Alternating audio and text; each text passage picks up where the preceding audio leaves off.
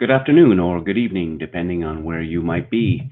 My name is Kevin Michael Grace, and this is the Kevin Michael Grace Show. And I wanted to start out today by talking about nursing homes, long-term care facilities, whatever one wants to call them. I should say just up front, full disclosure, I have a personal interest in this question because my 89-year-old father is in a long-term care facility outside Vancouver. Ramsey Paul tweets, half the people who died of COVID-19 in Europe were in nursing homes, a reminder that the average life expectancy in a nursing home is 5 months. Now, because that is the average life expectancy, does not mean that these people have to be abandoned or mistreated.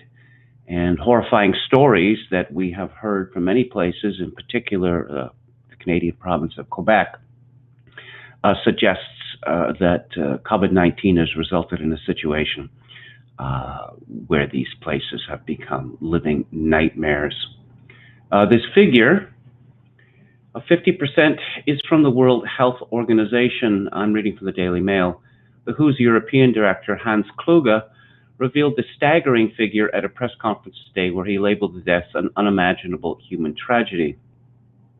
Kluge said even frail older people have a good chance of recovery if they are well cared for, but warned that staff were lacking equipment and were often overstretched and underpaid. Nursing home deaths are often missed out of official statistics because of a shortage of tests means that residents were not confirmed to have the virus before they died. Yes, this is the Daily Mail line here, that the number of people who have died from COVID-19 is much, much greater than the official figures. Many countries have banned people from visiting nursing homes, a measure which has made the deaths of elderly relatives even more painful to many. And I talked about that earlier this week, where Christopher Ferrara was describing how his 95-year-old father was not even getting water because he and his sister had been banned from the facility that he was in. There's a story from NPR, April the 20th, discharging COVID-19 patients to nursing homes called a recipe for disaster. In some parts of the U.S., the desperate need to slow the spread of the coronavirus is coming into conflict with the scramble to find more hospital beds. Nursing homes have been the sites of some of the earliest and deadliest outbreaks of COVID-19. Some people who run such facilities are understandably leery of accepting new patients who might spread the virus. Nonetheless, some of the largest states are now ordering nursing homes to accept patients who have been discharged from the hospital but are still recovering from COVID-19. These state directives have been strongly condemned by the Society for Post-Acute and Long-Term Care Medicine. Dr. Sabina von Price, Chief Medical Officer for Avalon Health Care Group and President of the Society's Washington State chapter, says that a distinction must be made between nursing homes that have suffered COVID-19 outbreaks and those that are still virus-free. The question is, should we be forced to introduce a disease with such deadly potential into a population that has been sheltered? And my experience tells me that would be ill-advised, and I suppose that's putting it mildly. It won't even help overcrowded hospitals, says Dr. Michael Wasserman, who heads the California Association of Long-Term Care Medicine. If you push folks out of the hospitals to make space and you push them into nursing homes a couple of weeks later, for every one you send to the nursing home, you may get 20 back in the hospital. New York and New Jersey both have ordered nursing homes to admit patients regardless of their COVID-19 status. California had a similar directive, and then suddenly, as of March 30th, it didn't. After a couple of days of outcry from the medical community, the state softened its instruction. It now says that a nursing home can be expected to receive residents who test positive for the virus if it is able to follow the infection control guidelines from the Centers for Disease Control and Prevention. Yes, and I'm looking at a list here from the Washington Post, and there's a long list of conditions here, but the question is whether, in fact, these conditions have been adhered to, especially in New York State. From WGRZ2, Andrew Cuomo. You remember him, the Love Gov, fellow with the pierced nipples? Nursing homes don't have the right to object to order requiring admission of COVID-19 patients. In recent weeks, and we've heard it before, Governor Andrew Cuomo repeated the grim truth about the coronavirus. This happens to be a virus that happens to attack elderly people. Data from the New York State Health Department backs up Cuomo's statement. As of Tuesday, the deaths of 197 people in Western New York were COVID-19 related. Of those, 79 were nursing home residents. That's 40% of the region's coronavirus fatalities. It's not good in any nursing home, says Assemblymember Sean Ryan of Buffalo. Some are really understaffed and not performing well before COVID hit, so we don't know what's going on in those nursing homes. Thursday, Governor Cuomo announced an investigation of the 600-plus nursing homes across New York.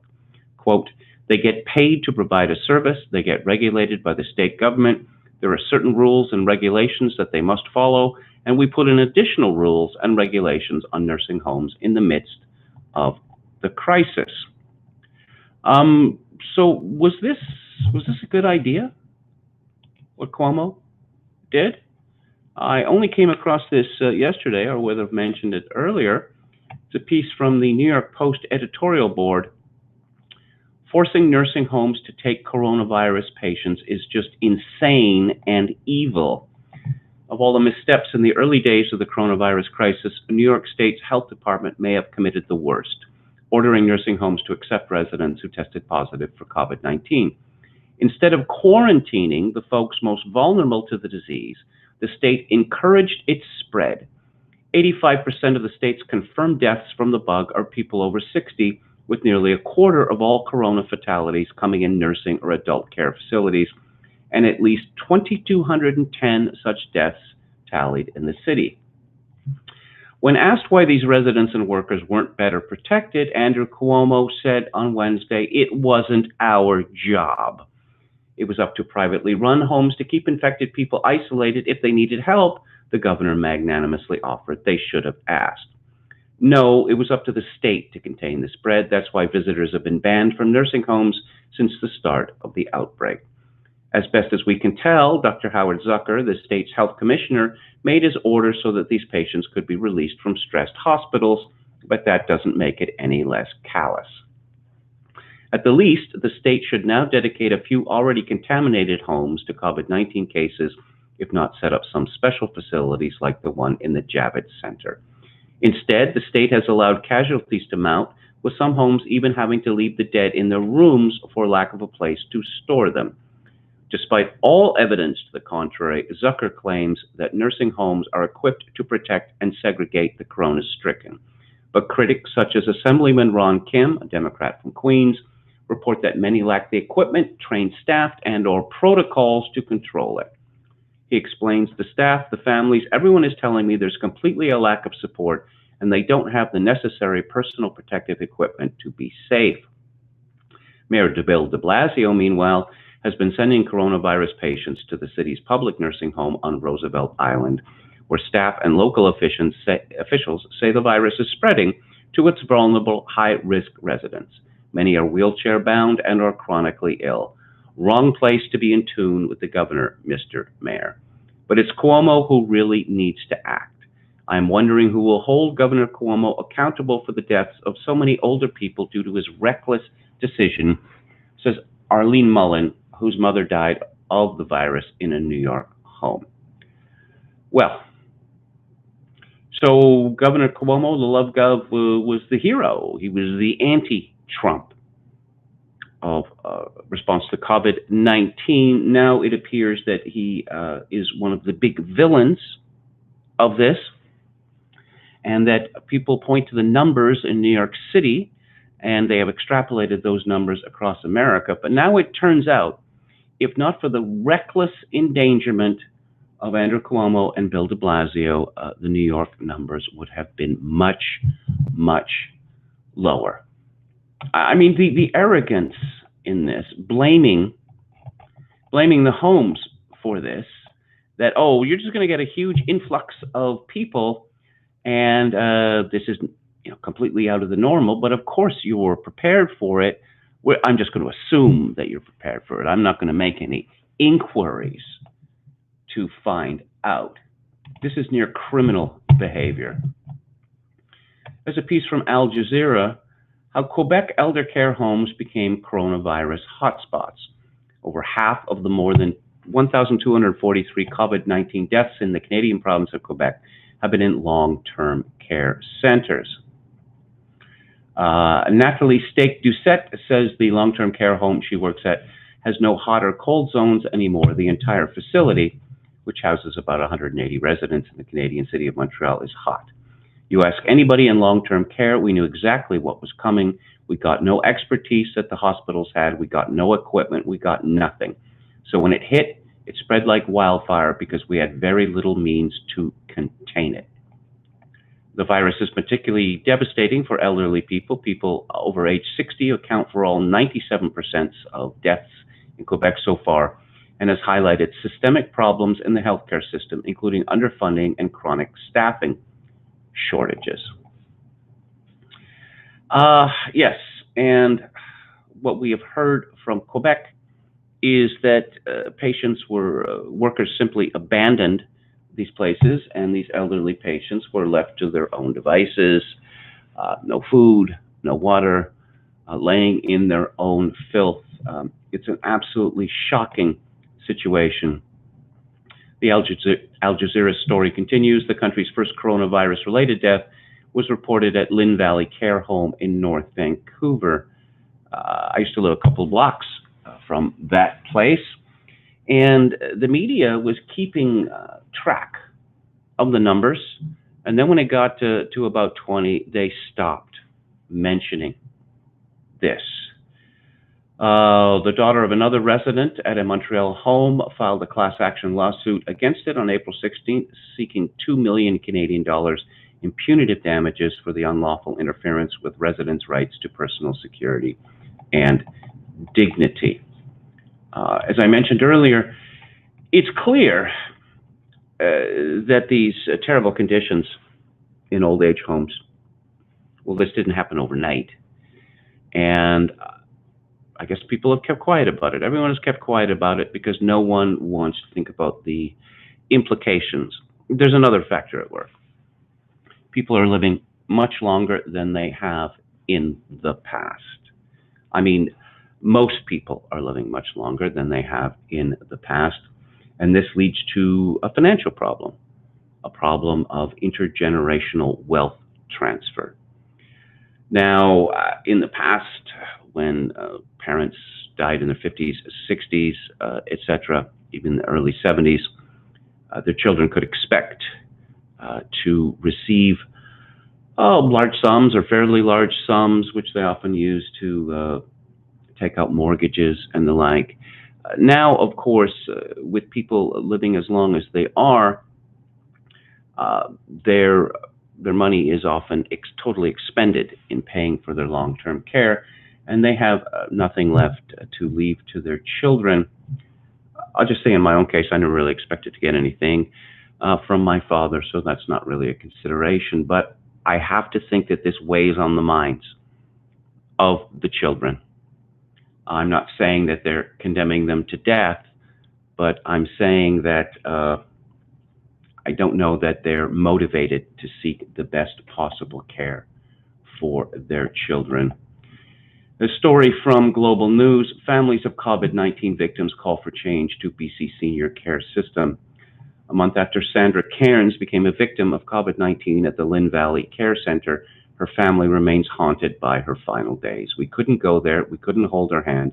We couldn't tell her we loved her, said her daughter, Anita Coughlin Cairns, daughter-in-law, said she called the center repeatedly trying to get an update on the 80-year-old's condition. After demanding to speak to the manager, they finally learned Cairns hadn't eaten in 3 days. We knew it was the end of her life, says the daughter-in-law. It makes me wonder, is the level of care less? I feel like it is. The family feels that Cairns, who once worked as a nurse, would want them to fight for change within the for-profit system. She said the BC government needs to review senior care, which has become the epicenter of the COVID-19 pandemic in British Columbia. They're profit-driven, and I think these seniors become more of a number, she said. Yes, the problem is the assumption that if this care is taken over by the government, that it is of necessity going to become much more humane, and I don't think there is any particular reason to think that. A story in the Globe and Mail by Sandra Martin, who is the author of A Good Death, Making the Most of Our Final Choices. She says that COVID-19 should be a wake-up call for seniors after the pandemic. It's time for planning. And she has an interesting point to make. Back in the naive days of early March, I bristled when the adult children of a widowed friend threatened to pack her off to the countryside to wait out the pestilence. I could feel the generational tectonic plates shifting in favor of a cohort of kids whose diapers I used to change.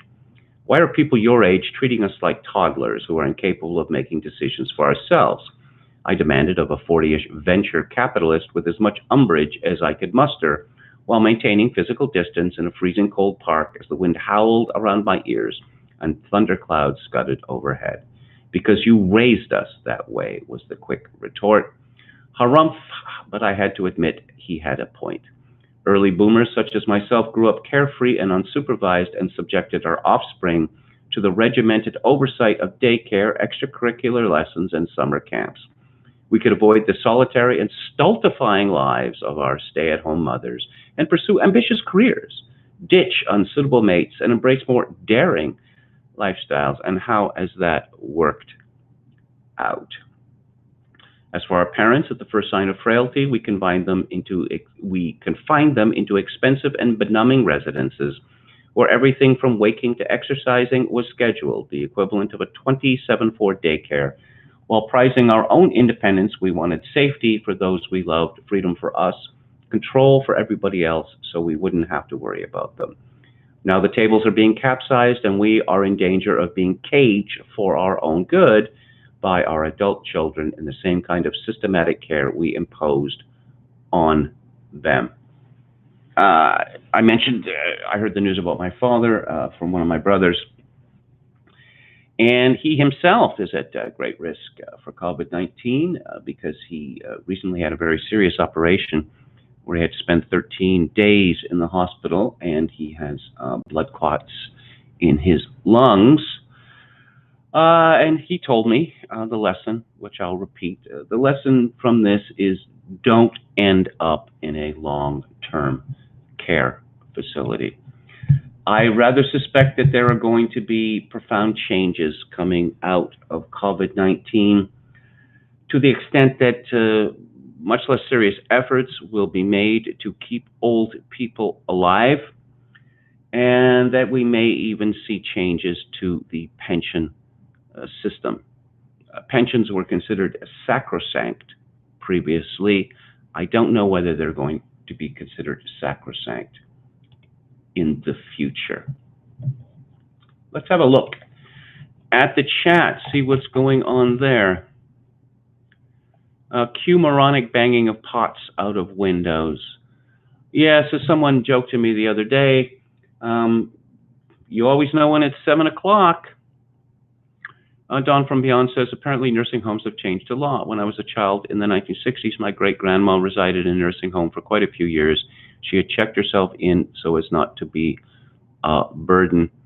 Of course, the joke is that, the elderly now are absolutely terrified of being put into nursing homes because they regard it as a death sentence or, I don't know, as a fate worse than death. Or even, I don't know how much of a joke this is, but I have heard it, that elderly parents are kept in line by children threatening to pack them off to nursing homes, particularly, and the implication being that, one of the bad ones. Chogan King 666 says Catholic homes used to be run by nuns whose vocation was caring for the elderly. Well, that's a very important point. If there's a cash nexus behind all of this care, it's just a job for people. just a job like any other. And I'm sure there are still some good, caring people who work in nursing homes. But again, I suspect it's rather like daycare. These aren't your children you're looking after. And in nursing homes, it's not your parents that you're looking after. Don from Beyond says, this was in Buffalo, where I'm originally from. My cousin said it's bad up here. In fact, his dad passed away in a nursing home a few days ago. I will find out if the death is considered COVID-related. Tom Anderson says, is KMG still claiming it's all a Democrat hoax? I've never claimed that. Obviously, coronavirus and COVID-19 are real. But the question is, how many people does it kill? And what are the nature of the people that it killed? And I'll have some stats on this a little later. Okay. Lecomte de Bruyas says the COVID-19 cause of death is thrombosis, not pneumonia. Current diagnosis is wrong. Thrombosis can be easily resolved with anticoagulants and anti-inflammatory medicine. Well, you think that Governor Cuomo and Mayor de Blasio are going to be sued for billions of dollars? Yes, I think that they are. And I think that many of these nursing homes are going to be forced into bankruptcy.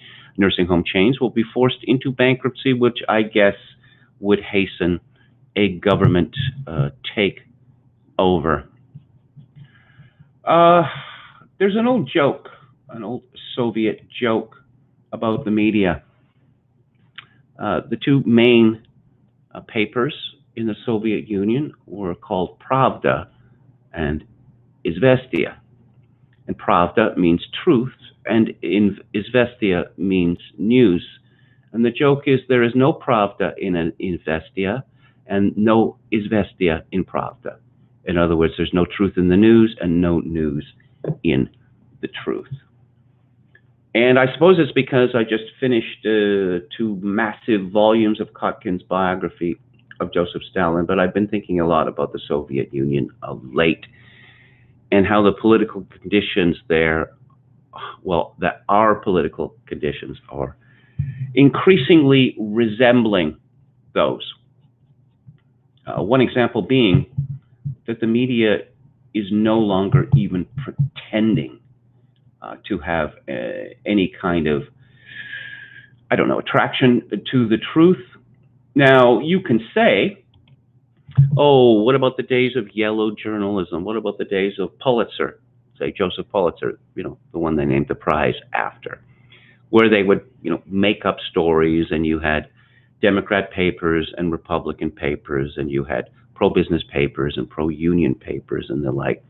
Well, the difference then was there was a choice, and you knew what you were getting.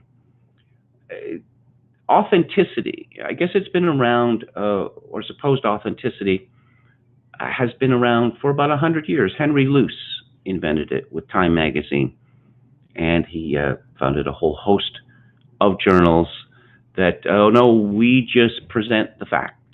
We just present the truth. We have both sides of the story. Of course, it's never as simple as that. But if you want to look at the Washington Post and the New York Times, oh, no, we're rigorously objective. Oh, no, they are not. Let's see. 17th century Shite Post says, it gets much easier to understand the media's bizarre war against hydroxychloroquine once you understand that they don't actually see themselves as truth tellers. They see themselves as priests. And let's see. The Washington Post, which I just mentioned. Amber Phillips is a reporter there for The Fix. And she tweeted, was this yesterday? Isopropyl alcohol, which the Trump administration is saying can kill the virus in 30 seconds on surfaces, for sale on Amazon right now for $2,375. That sounds like a lot of money. This is what, for rubbing alcohol? That's what it is, rubbing alcohol. And she has made a screen cap from Amazon. But there's a little green bleeding over into the far left. And what might that be? Well, Neon Taster responded, I thought you were being dumb, but you're clearly just lying. You cropped out the picture of the 55-gallon drum, which means you knew it was that much. I mean, it's a drum that we're looking at. Well, that I'm looking at. It's a drum, and it says 55 gallons. Now, I'm assuming that Amber Phillips knows what a gallon is. Maybe she doesn't, but I would guess that she would have to know that 55 gallons, particularly since it's in a drum, would have to be an awful lot. And Amazon has helpfully provided the price of this drum per fluid ounce, which is 34 cents per fluid ounce. So, I mean, what would you call this? What would you call this? And this woman has a history. This is from the Washington Examiner of March 22nd of this year. A Washington Post reporter has apologized for and deleted a tweet in which she falsely claimed President Trump called the coronavirus a hoax during a recent campaign rally. My apologies for quoting the president out of context, said Amber Phillips, a reporter for The Fix. As the Washington Post fact checker makes clear, he called Democrats politicizing coronavirus a hoax. I have deleted the incorrect tweet. Yes, just as the dog returneth to its vomit, the fool returneth to his folly. And Amber just can't help herself. The girl can't help it. If you were looking to take issue with Amber Phillips over this, you have a little problem there, because she has now protected her tweets. Doesn't democracy die in darkness? Isn't that what we're supposed to believe? The media lies. The media lies about everything. The media lies about things which have been debunked over and over and over, such as that Trump praised neo-Nazis in Charlottesville. No, he did not.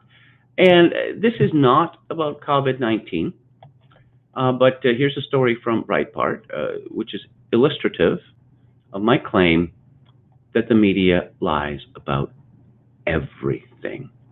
Immigration boosts American wages, says a New York Times article written by 3 reporters, including one of the newspaper's White House journalists. The remarkable April 21st claim was used to dunk on Trump's unprecedented April 22nd promise to help Americans recover jobs and wages by trimming illegal immigration. Of course, the Times claim is embarrassing, says Rosemary Jenks, the Director of Government Relations for Numbers USA. You can't take that position in public anywhere because you will get laughed off the stage. If someone has the opportunity to talk back, you lose. But the New York Times reporters are isolated in a progressive bubble, and they want to be on the right side of the issue, which means they have to be on the side of the immigrants, not Americans. The New York Times claim is virtue signaling, not reporting, said Jenks. The New York Times claim is contradicted by an increasing number of reporters, progressives, and establishment figures who grudgingly admit that Trump's curbs on migration have boosted wages for blue-collar Americans. The reality that labor supply shapes wages has been admitted by independent academics. I suppose most prominent of those would be George Borjas of Harvard University, the National Academies of Science, the Congressional Budget Office, executives, even The Economist, the New York Times, the Wall Street Journal, Goldman Sachs, etc., etc., etc. Oh, let's see. Yes, Robert Rubin, author Barack Obama, and President Barack Obama.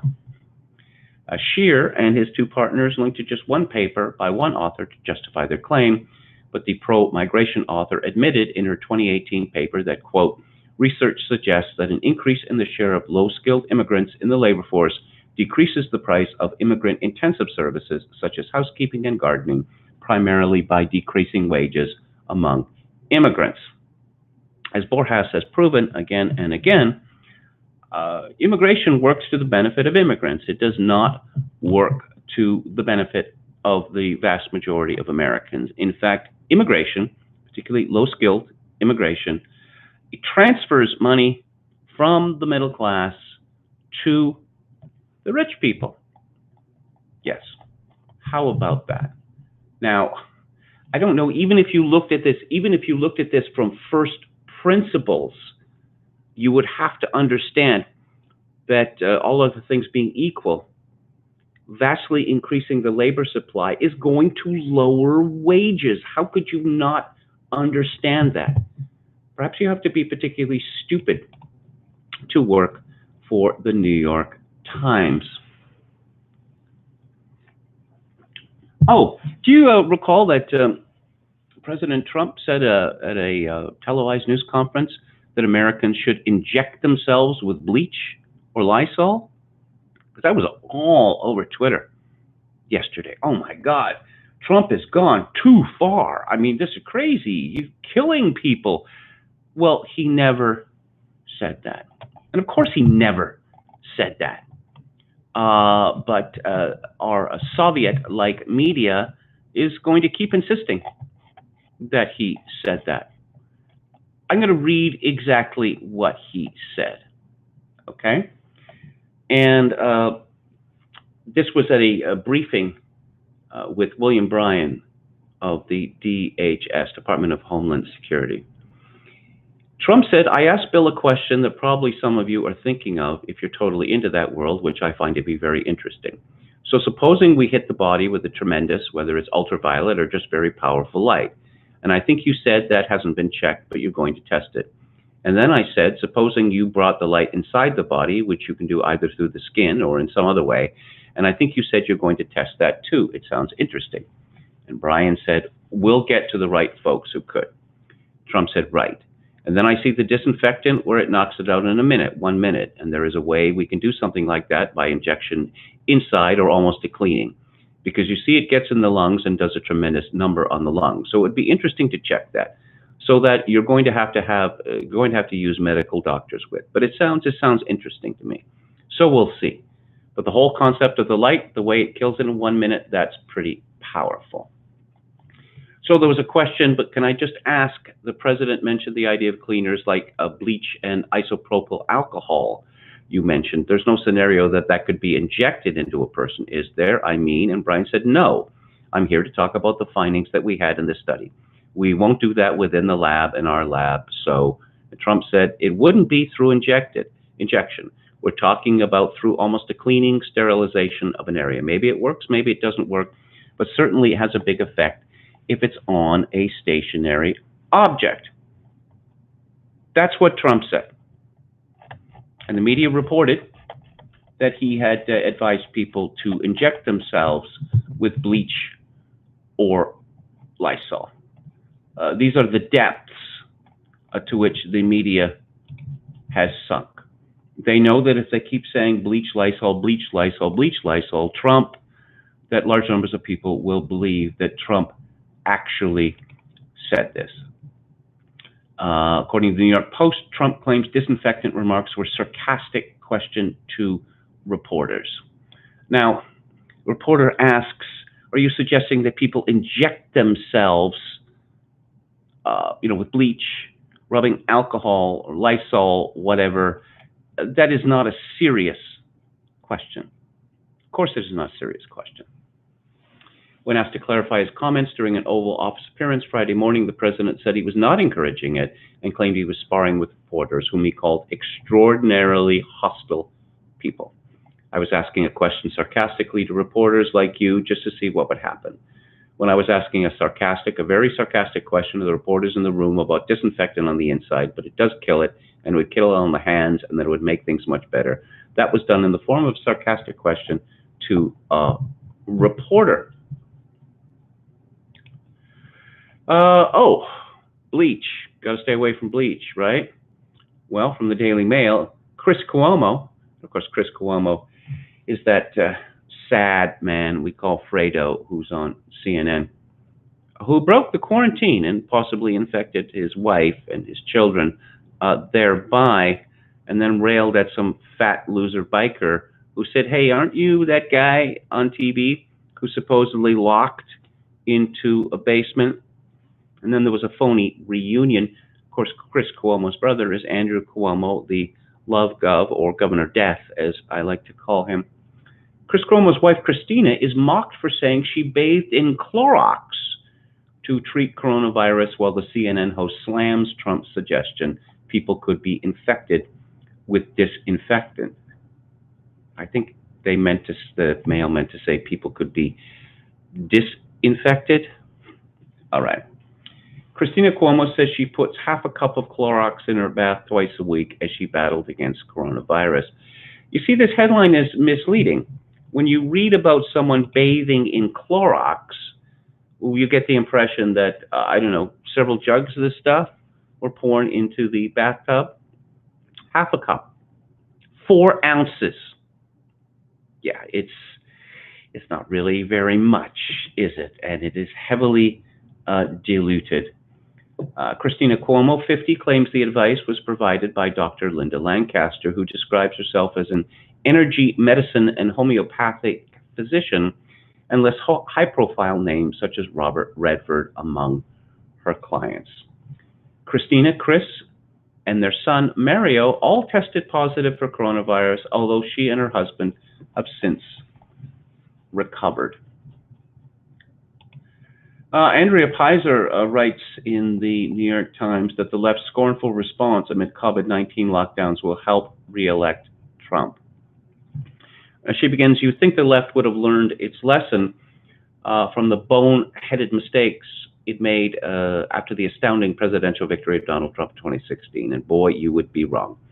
From Kentucky to Oregon, protests have been staged in recent days by angry Americans sick to distraction of corona lockdown. Wielding placards and scowls, some of them riding safely in cars, and a tiny few brandishing firearms, they've converged on state capitals and public spaces from Michigan to Montana and New Hampshire to Pennsylvania, anxious to achieve one common goal: getting back to work.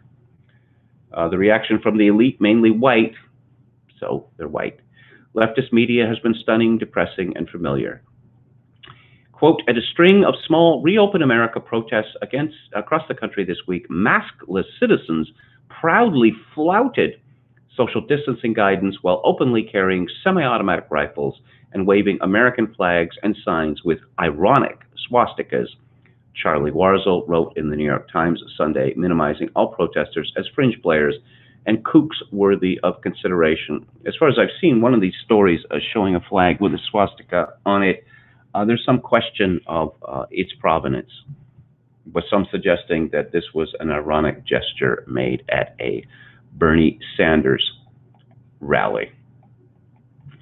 In a Washington Post opinion piece provocatively titled, "In Florida, we love our beaches. Thanks to our governor, we can now die for them," journalist and professor Diane Roberts, an 8th-generation Floridian, accused the state's Republican chief executive of encouraging the potential premature deaths of his constituents by opening some beaches for a few hours a day. While sunbathing and sand sitting is prohibited and social distancing is enforced by police, Roberts still believes folks in the Sunshine State haven't got the brain power to protect themselves and others. As if on cue, hashtag Florida morons started trending on Twitter. And she gives many other such examples and concludes, we must all be careful, but some of us have weighed the risks and decided that getting back to some semblance of normalcy is preferable to endless lockdown. This means another thing: 4 more years of a president they despise, a man eager to see his people start going about their business in a safe way. The left has learned nothing from defeat. Under ordinary circumstances, I would say yes, but we're talking about changing voting to mail-in voting, which means there would be a very serious attempt to steal the election. These ballots can simply be manufactured en masse, and the actual genuine ballots can be commandeered by local leaders to ensure that they all have the X or X's in the right spot. I'm getting very, very worried about the presidential election in 2016, and I think that there's a very high potential that this is going to lead to unrest from the right and the left, or both. That what we saw with Bush versus Gore. It's not just going to be lawyers involved this time. So how deadly is COVID-19? David Marcus writes in The Federalist in early March, Trump was lambasted for saying on Sean Hannity's show that he had hunched the coronavirus fatality rate, which the World Health Organization pegged then at 3 to 4%, was in fact much lower, under 1%. Many commentators, myself included, pointed out that the beginning of the pandemic medical crisis was not the time to be floating hunches. But as we always knew was possible, it looks now like the president might well have been right. New data from random antibody tests conducted in New York State suggests that as many as 2.7 million people statewide have had the coronavirus. That, along with just over 15,000 deaths that have occurred, leads to a fatality rate for the virus of 0.5%, according to Governor Andrew Cuomo. Keep in mind that a large number of these 15,000 deaths are the result of Cuomo's possibly criminal decision to force infected people into nursing homes. And secondly, we know that they are juking the stats. Any possible death is being ascribed to COVID-19, despite no testing, despite, in some cases, not even any symptoms. Trump said March the 4th, well, I think the 3.4% is really a false number now, and this is just my hunch, but based on a lot of conversations with a lot of people that do this, because a lot of people will have this and it's very mild. They'll get better very rapidly. They won't even see a doctor. They don't even call a doctor. I think that the WHO number is very high. I think the number, personally, I would say the number is way under 1%. Democrats and media pundits blasted Trump for spreading, wait for it, misinformation. Now, if it turns out, well, it has turned out, okay? There's no if involved.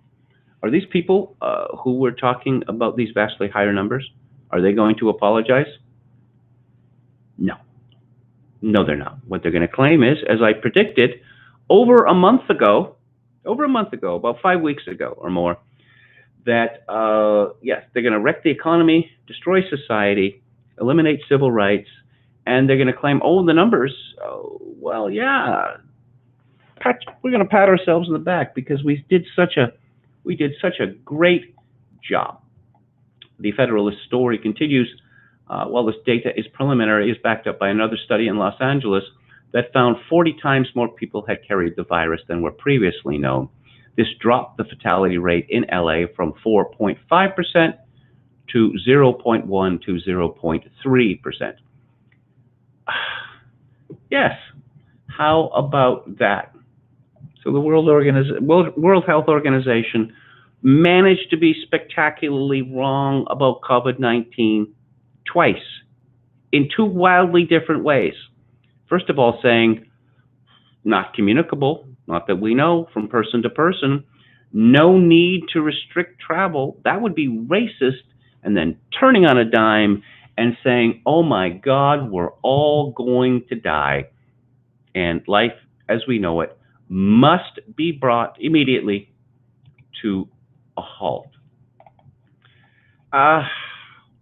One of the rules that the media has is that black people must hate Trump. They must be Democratic supporters. And anytime there is a black man or a woman who supports Trump, effectively they're told that they are Uncle Tom's or Aunt Jemima's. Again, from the Post, a Georgia Democratic state lawmaker announced Wednesday that he will not complete his current term a week after he got blowback for endorsing President Trump, and said he is leaving the plantation, an expression popularized by black conservatives and independents. I'm sick and tired of me and my family being attacked and harassed by the Democrat Party for putting my country before my party, stated Representative Vernon Jones, who is black. Turn the lights off. I have left the plantation. He explained why he supports Trump. I endorsed the white guy that let blacks out of jail, and they endorsed the white guy, that's Joe Biden, that put blacks in jail. So, oh yes, as far as Representative Jones goes, there's a snarky piece by Bill Torpy of the Atlanta Journal-Constitution about what a wacky guy Vernon Jones is. Yes, he looked around and said, "Hold my beer. Watch this," because it is absolutely unthinkable that a black man could support Donald Trump. These arguments always come down to the fact that blacks apparently have no agency. I mean, they act in certain ways because circumstances or other people or systemic racism made them do it. And of course, they vote the straight Democratic ticket because that's what blacks do. There have been some claims that Trump is going to have a significant increase in support from black men, but not black women. It could happen, I suppose. To get that number up to 20% would be, it would be important. It could mean something in deciding some states, but I really have to think that there must be a fair number of blacks who are fed up with the assumption that, oh, well, your politics are this, right? Because, I'm looking at you and I can see what color you are, so you must believe in certain things. One of them, of course, that Donald Trump is a racist. So it's not just that the media lies about things that can be easily proved or disproved. Opinions and claims that they don't favor, well, they're fringe, they're extremists, they're misinformation, they're not scientific, they're not expert. I would have thought that this would be front page news all over the United States, but it was not. And I found it in a Bakersfield paper. Two Bakersfield doctors cite their testing data to urge reopening. And the doctors are Dan Erickson and Artin Masahi. Before COVID-19 was even detected in America, Dan Erickson, a former emergency room physician who now co-owns Accelerated Urgent Care in Bakersfield, bought as many tests for the virus as he could. He knew that it would be here eventually and wanted to be ready to test those who needed and wanted it. Now, after testing thousands of people, he and his business partner, physician Artin Masahi, say they have enough data to draw some conclusions about COVID-19. Their message: COVID-19 is more ubiquitous and less deadly than we think. It's similar to influenza, and we should therefore reopen society and stop treating the situation like the lethal menace it was initially thought to be. 2 months ago, we didn't know this, so I'm bringing it to light now, Erickson said at a news conference Wednesday. Kern County Public Health Services spokeswoman Michelle Corson and an epidemiologist contacted by the Californian said they didn't agree with the doctor's recommendation to end social distancing and immediately start reopening society. It's a many-headed hydra. Ooh, a hydra. It's really unfortunate to boil this all down to it's just flu, said Andrew Neumer, associate professor of public health at UC Irvine.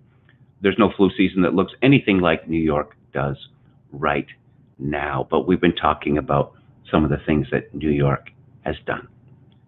One, imperil many, many thousands and effectively kill many, many thousands of people in old age homes by packing these homes full with people who have COVID-19, also faking the numbers. Accelerated Urgent Care has done 5,213 COVID-19 tests at its 5 Bakersfield locations, which is more than half the 9,197 tests done so far in Kern County. Of those, over 340 were positive. So what's the rate? Okay. Erickson estimates 12% of the population statewide, or some 4.7 million Californians, have already had COVID-19. With about 1,400 deaths so far in California, that puts the statewide death rate at about 0.5%? No. 0.1%? No. 0.03%. Does that low death rate necessitate sheltering in place? Does that necessitate shutting down medical systems? Does that necessitate being out of work? Erickson asked. Well, when you put it like that, obviously it doesn't.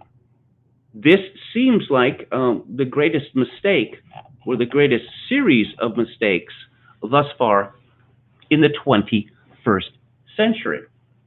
But of course, the medical establishment, by and large, with some honorable exceptions, and the media and the elite generally, have taken the line that we're all going to die unless the economy is smashed, society is destroyed, and civil liberties are expunged.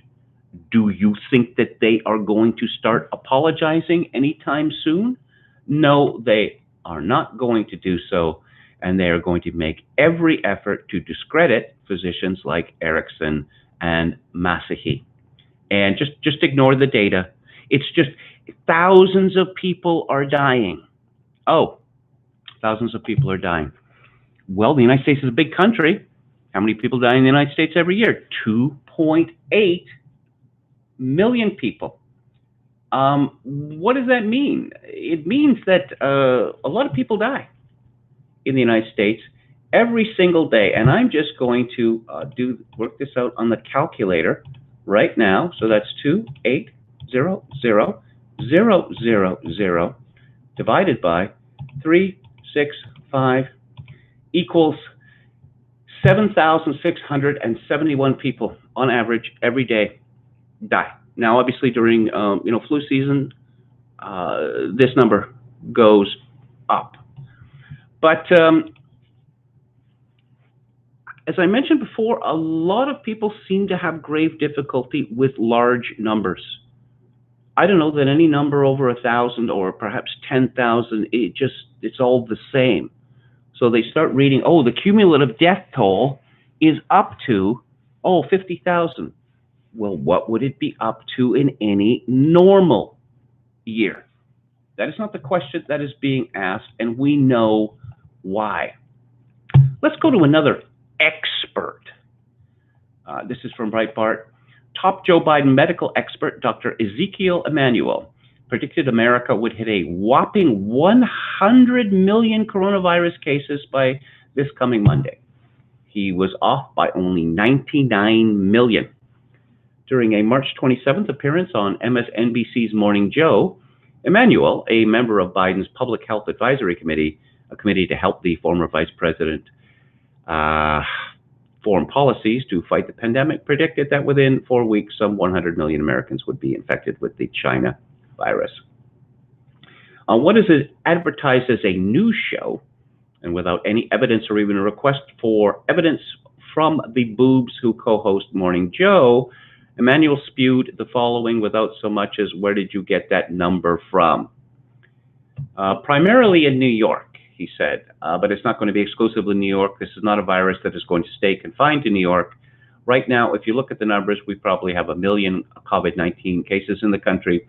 And if this is doubling every 3 to 4 days, this means we'll have 100 million people who have COVID-19 in about 4 weeks. And that's a frightening thought. The truth is, according to the Centers for Disease Control, there are fewer than even 1 million reported cases in the U.S. What's also true is that there are fewer than 1 million reported cases in the U.S., a country that's by far doing more testing for the virus than any other country. What's also true is that with some 50,000 deaths, if in fact there were 100 million infections, that would put the coronavirus mortality rate at about half that of the common flu, at 0.5%. Just keep using big numbers, which are largely phony, and in the case of New York State, numbers which are the result of disastrous and possibly criminal policy decisions taken by the governor of New York and the mayor of New York. And I guess you can panic people into surrendering everything that they have. We'll see how long they can keep that up for. At the Federalist, John Daniel Davidson says, instead of flattening the curve, we flattened hospitals, doctors, and the U.S. healthcare system. When the lockdowns began last month, we were told that if we didn't stay home, our hospitals would be overwhelmed with coronavirus patients. Intensive care wards would be overrun, there wouldn't be enough ventilators, and some people would probably die in their homes for lack of care. to maintain capacity in the healthcare system, we all had to go on lockdown, not just the big cities, but everywhere. So we stayed home, businesses closed, and tens of millions of Americans lost their job. But with the exception of New York City, and we know why this is, the overwhelming surge of coronavirus patients never really appeared, at least not in the predicted numbers, which have been off by hundreds of thousands. During a press conference Wednesday, Florida Governor Ron DeSantis noted that health experts initially projected 465,000 Floridians would be hospitalized because of coronavirus by April 24th. But as of April 22nd, the number is slightly more than 2,000. Okay, projection. I don't think I can reach high enough. 465,000, actual number, a little more than 2,000. That's a whopping disparity, wouldn't you say? Even in New York, where Governor Cuomo said last month he would need 30,000 ventilators, which we know are pretty much death devices, hospitals never came close to needing that many. The projected peak need was about 5,000, and actual usage may have been even lower. Other overflow measures have also proven unnecessary. On Tuesday, President Trump said the USNS Comfort, the Navy hospital ship that had been deployed to New York to provide emergency care for coronavirus patients, will be leaving the city. The ship had been prepared to treat 500 patients. As of Friday, only 71 beds were occupied, and an Army field hospital set up in Seattle's Pro Football Stadium shut down earlier this month without ever having seen a single patient. Well, people are going to say, it was the lockdown that did it. One, there's no proof that lockdowns protect people. Absolutely no proof, and there couldn't possibly be any proof because we don't know how many people had COVID-19 earlier this month, or in March, February, January, or even December. Secondly, this lockdown is awfully porous. As Tucker Carlson suggested, how come all the supermarket cashiers aren't in ICU beds? Because of the tremendous exposure. Anyone who goes to the grocery store is exposed to all of these people. It's impossible to keep the 6 foot or 2 meter rule in the grocery store. I suppose unless they let people in one at a time. But no, it's impossible. Everything that the mainstream media has said about this COVID-19 has turned out to be a grotesque lie. Keep on. Who benefits from the Seattle Times? It's impossible to overstate the pain. Says who? Says Bill Gates. The coronavirus pandemic will define the modern era in the same way World War II shaped an earlier generation, Microsoft co-founder Bill Gates says in an 11-page memo outlining his ideas on how best to tackle the disease. I'm thinking vaccines, lots and lots of vaccines, and some sort of record, perhaps a kind of passport, perhaps a chip that demonstrates that you have had these vaccines. This is like a world war, except in this case, we're all on the same side. Says the man who's worth over $100 billion is on the same side as someone, I don't know, who was earning $40,000 a year, whose job has been deemed non-essential, and now has to wait for $1,200 government checks. I don't think those two people are on the same side at all. Bill Gates lives in a enormous home. Was it 30 or 40,000 square feet, which has digital representations of famous artworks, pixelated, right? I don't know. It's a very strange decision by Bill. If I had Bill's money, I would actually buy the artworks. But nerds are strange people. Bill Gates and his foundation and his IHME are, of course, at the top of the list of those people who got everything wrong about COVID-19.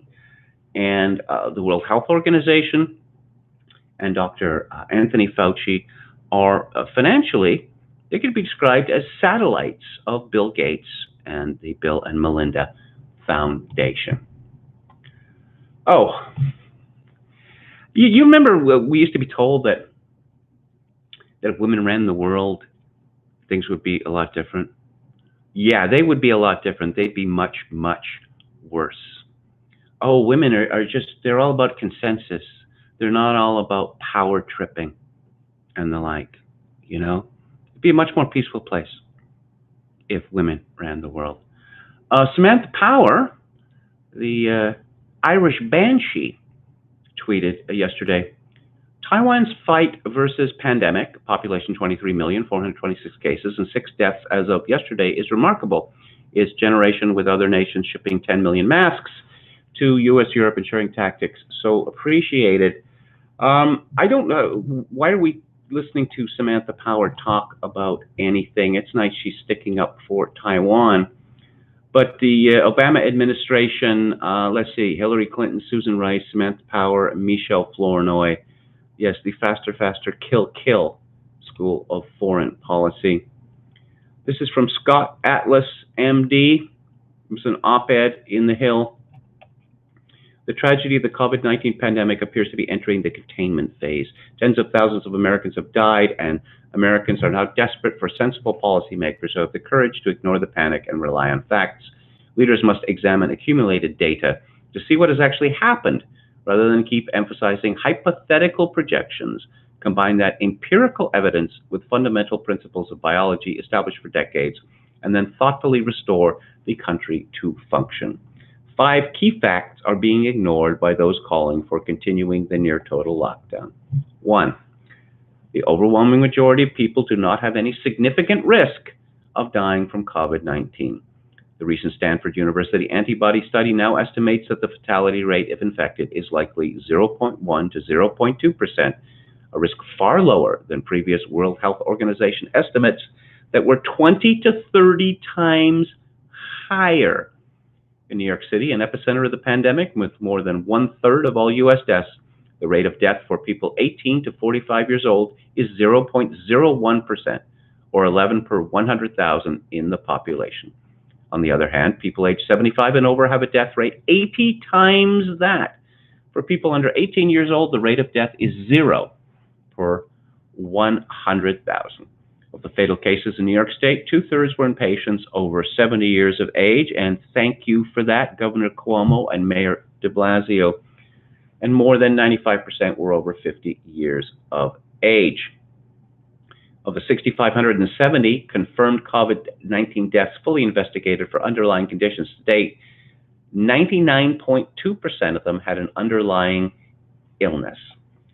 Number 2, protecting older at-risk people eliminates hospital overcrowding. We can learn about hospital utilization from NYC data with more than 34,600 hospitalizations today. For those under 18 years of age, hospitalization is 0.01% per 100,000 people. For those 18 to 44, 0.1%. Even for people aged 65 to 70, only 1.7% were hospitalized. Number 3, vital population immunity is prevented by total isolation policies, prolonging the problem. We know from decades of medical science that infection itself allows people to generate an immune response. That's what vaccines do, by the way. Antibodies, so that the infection is controlled throughout the population by herd immunity. Indeed, that is the main purpose of widespread immunization in other viral diseases, to assist with population immunity. In this virus, we know that medical care is not even necessary for the vast majority of people who are infected. It is so mild that half of infected people are asymptomatic, shown in early data from the Diamond Princess cruise ship and then in Iceland in Italy. 4, people are dying because other medical care is not getting done due to hypothetical projections. Most states and many hospitals abruptly stopped non-essential procedures and surgery. That prevented diagnoses of life-threatening diseases like cancer screening, biopsies of tumors now undiscovered, and potentially deadly brain aneurysms. Treatments, including emergency care for the most serious illnesses, were also skipped. Cancer patients deferred chemotherapy. An estimated 80% of brain surgery cases were skipped. Acute stroke and heart attack patients missed their only chances for treatment, some dying, and many now facing permanent disability. Number 5, we have a clearly defined population at risk who can be protected with targeted measures. The appropriate policy, based on some fundamental biology and the evidence that already at hand, is to institute a more focused strategy, strictly protect the known vulnerable, self-isolate the mildly sick, and open most workplaces and small businesses with some prudent large group precautions. Scott W. Atlas, MD, is the David and Joan Treitel Senior Fellow at Stanford University's Hoover Institution and the former Chief of Neuroradiology at Stanford University Medical Center. So he is a certified expert, but his opinions are not blazed on the front pages of big websites. They are at Zero Hedge and The Hill, because he's saying that there's no need to panic, and the policies that we have done are bad, very, very bad. In fact, they're going to kill more people than they allegedly save. Let's go back to the chat, see what's happening there. John Miller says that Gates should fix Microsoft first. It's a funny thing about Microsoft that when Bill Gates stepped away from being the CEO, I think there's a general acknowledgement that the company was nowhere near as good as it had been previously. And now he's totally out of the company.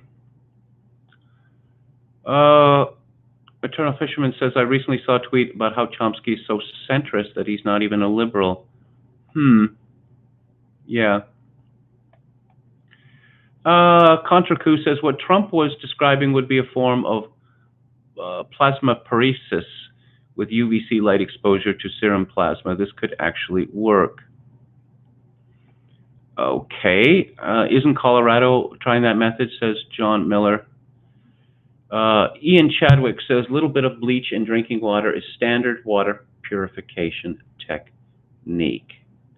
And, well, chlorine bleach is put into public swimming pools and private swimming pools as well, I think for an obvious reason.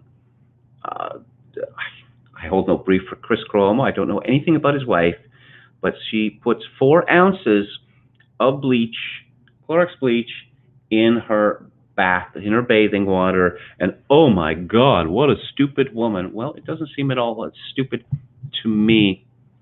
Tom Anderson says, is there really an argument going now about whether injecting Clorox is a good way to defeat the virus? No, actually, there isn't. As I pointed out, this is what the media is trying to tell us. John Miller says, we got a brief preview a few weeks ago when that couple consumed fish tank cleaner. Yeah, the story has turned out to be more complicated, and it turns out that the wife probably poisoned the husband. She made his life a misery by all accounts and was always forcing things on him. Here, take this, take that, take the other. Contracu says, I find it interesting how the same people who say that minorities are unable to find the time or lack the ability to get photo ID don't seem to have any concerns about their ability to vote by mail. Dawn from Beyond says, browns, blacks, and yellows are the majority races on the planet. Whites are the real minority. Yeah, that's true. And of course, the other argument that's made is, if our countries are so bad, why are these people, clamoring to get here? It doesn't make any sense. Uncle Ben's, okay, instead of Uncle Tom's. Jonathan Pohl says, uncle and aunt are terms of respect in West Africa. John Miller says, just about every model out there is completely off. We are talking over 200% plus. Contracu says, worse than that, about 2 to 3 orders of magnitude. Does this mean the complete triumph of the modelers, of the stat heads, statos? I don't know, it could be, because I've described what happened after AIDS and what happened after 9/11. which was not what one would have expected, which led me to form my Grace's Law of the Counterintuitive Response. LeComte de Brea says, ventilators do not help you breathe, lungs help you breathe. 9 out of 10 patients will die if you put them on ventilators without administered anticoagulation drugs. Also, they have to be put into comas as well, do they not? And that's always risky, putting people into comas.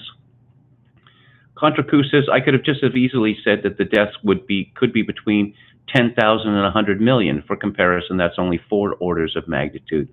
But we seem to be okay with similar models. Well, as Chris Ferrara said, if you have a model which says, it's going to rain, and what that means is anything from scattered showers to a monsoon, then the model is obviously useless. Okay, so let's get back to it here. Oh, the deadly cost of extended shutdown orders. This is from Heather McDonald. More than a dozen governors have extended their economic shutdown orders recently into May and beyond. Those officials should have publicly addressed the following questions first. How many coronavirus deaths do you expect to avert by the shutdown extension? What will your state's economy look like after another month of enforced stasis? How many workers will have lost their jobs? How many businesses will have closed for good? How many of your state's young residents seeking employment for the first time will be unable to find it and perhaps are going to leave your state permanently? Cuomo said shut down through May 15th instead of reopening on April 29th. How did he arrive at May 15th? It is a mystery. Cuomo's operating principle, he said, was to do no harm. And that's why he shoved thousands of infected people into old age homes. I don't know. He's got to be finished now, doesn't he? I mean, how can he survive this? The Z-Man talks about the future. The streets are starting to get more crowded now. A week ago, you could ride around Lagos, and he means Baltimore, Maryland, and not see a soul walking or driving. The weather has improved, so many more people are outside. More cars are on the streets. Most businesses now thinking hard about going back to near normal in the near term. They don't want to be too far ahead of the government's crackdown orders for fear of lawsuits, but they're pushing to end the madness and return to something close to normal. That's the thing no one has considered. There will be real economic hardship this summer due to the crackdown. People will also be sharing their crackdown stories with friends and coworkers over the coming months. People will certainly notice that they don't know anyone who knows anyone that got the virus. As these antibody tests confirm that the fatality rate was much lower than advertised, people will begin to wonder if this was worth the consequences. Some people, like the curve benders, will remain convinced that the virus panic was necessary. They have no choice now. The question is, will the bulk of the public conclude they were fooled into the great flu panic? This is where the aphorism, you can fool some people all the time, et cetera, breaks down. People seem to be quite happy being fooled on a regular basis. The rulers and the media have to mix things up, but being fooled into believing in some great threat to who we are is a feature. What about it? Then again, prior hoaxes and panics have been cost-free. People could enjoy them from the comfort of home and still go outside and keep their job. This time, there will be a real cost to this elaborate morality tale. Maybe this time is different. Either way, we are about to move into a new phase of this madness. The stock market seems to think the V-shaped recession is the way to bet. The political class is hoping for devastation as they think they will rid them of Trump. Economists can't seem to agree on what comes next, as this has never been tried. There are lots of red lights flashing in the debt markets. Maybe everyone forgets about this month of living like lepers and treating everyone like they stink. Before people can start to think about why they were locked in their homes, they will be directed to the next drama, the financial and economic panic of 2020. Perhaps the lesson here is the circus part of our bread and circuses is the government creating increasingly reckless panic, seeing if they can blow it all up. Maybe this is all for their entertainment. Jim Kunstler has been talking about the long emergency for what, 15 years or so? And he's not surprised by what's happened. because he's predicting something of the sort for quite some time. Of course, this has happened in such a stupid way that it's not something that anyone could have predicted. I mean this precise, precipitous cause. He writes, the old system is permanently broken now. We're having a hard time recognizing that, plague or no plague. Many activities have flunked the scale challenge and will not come back to running the way they used to.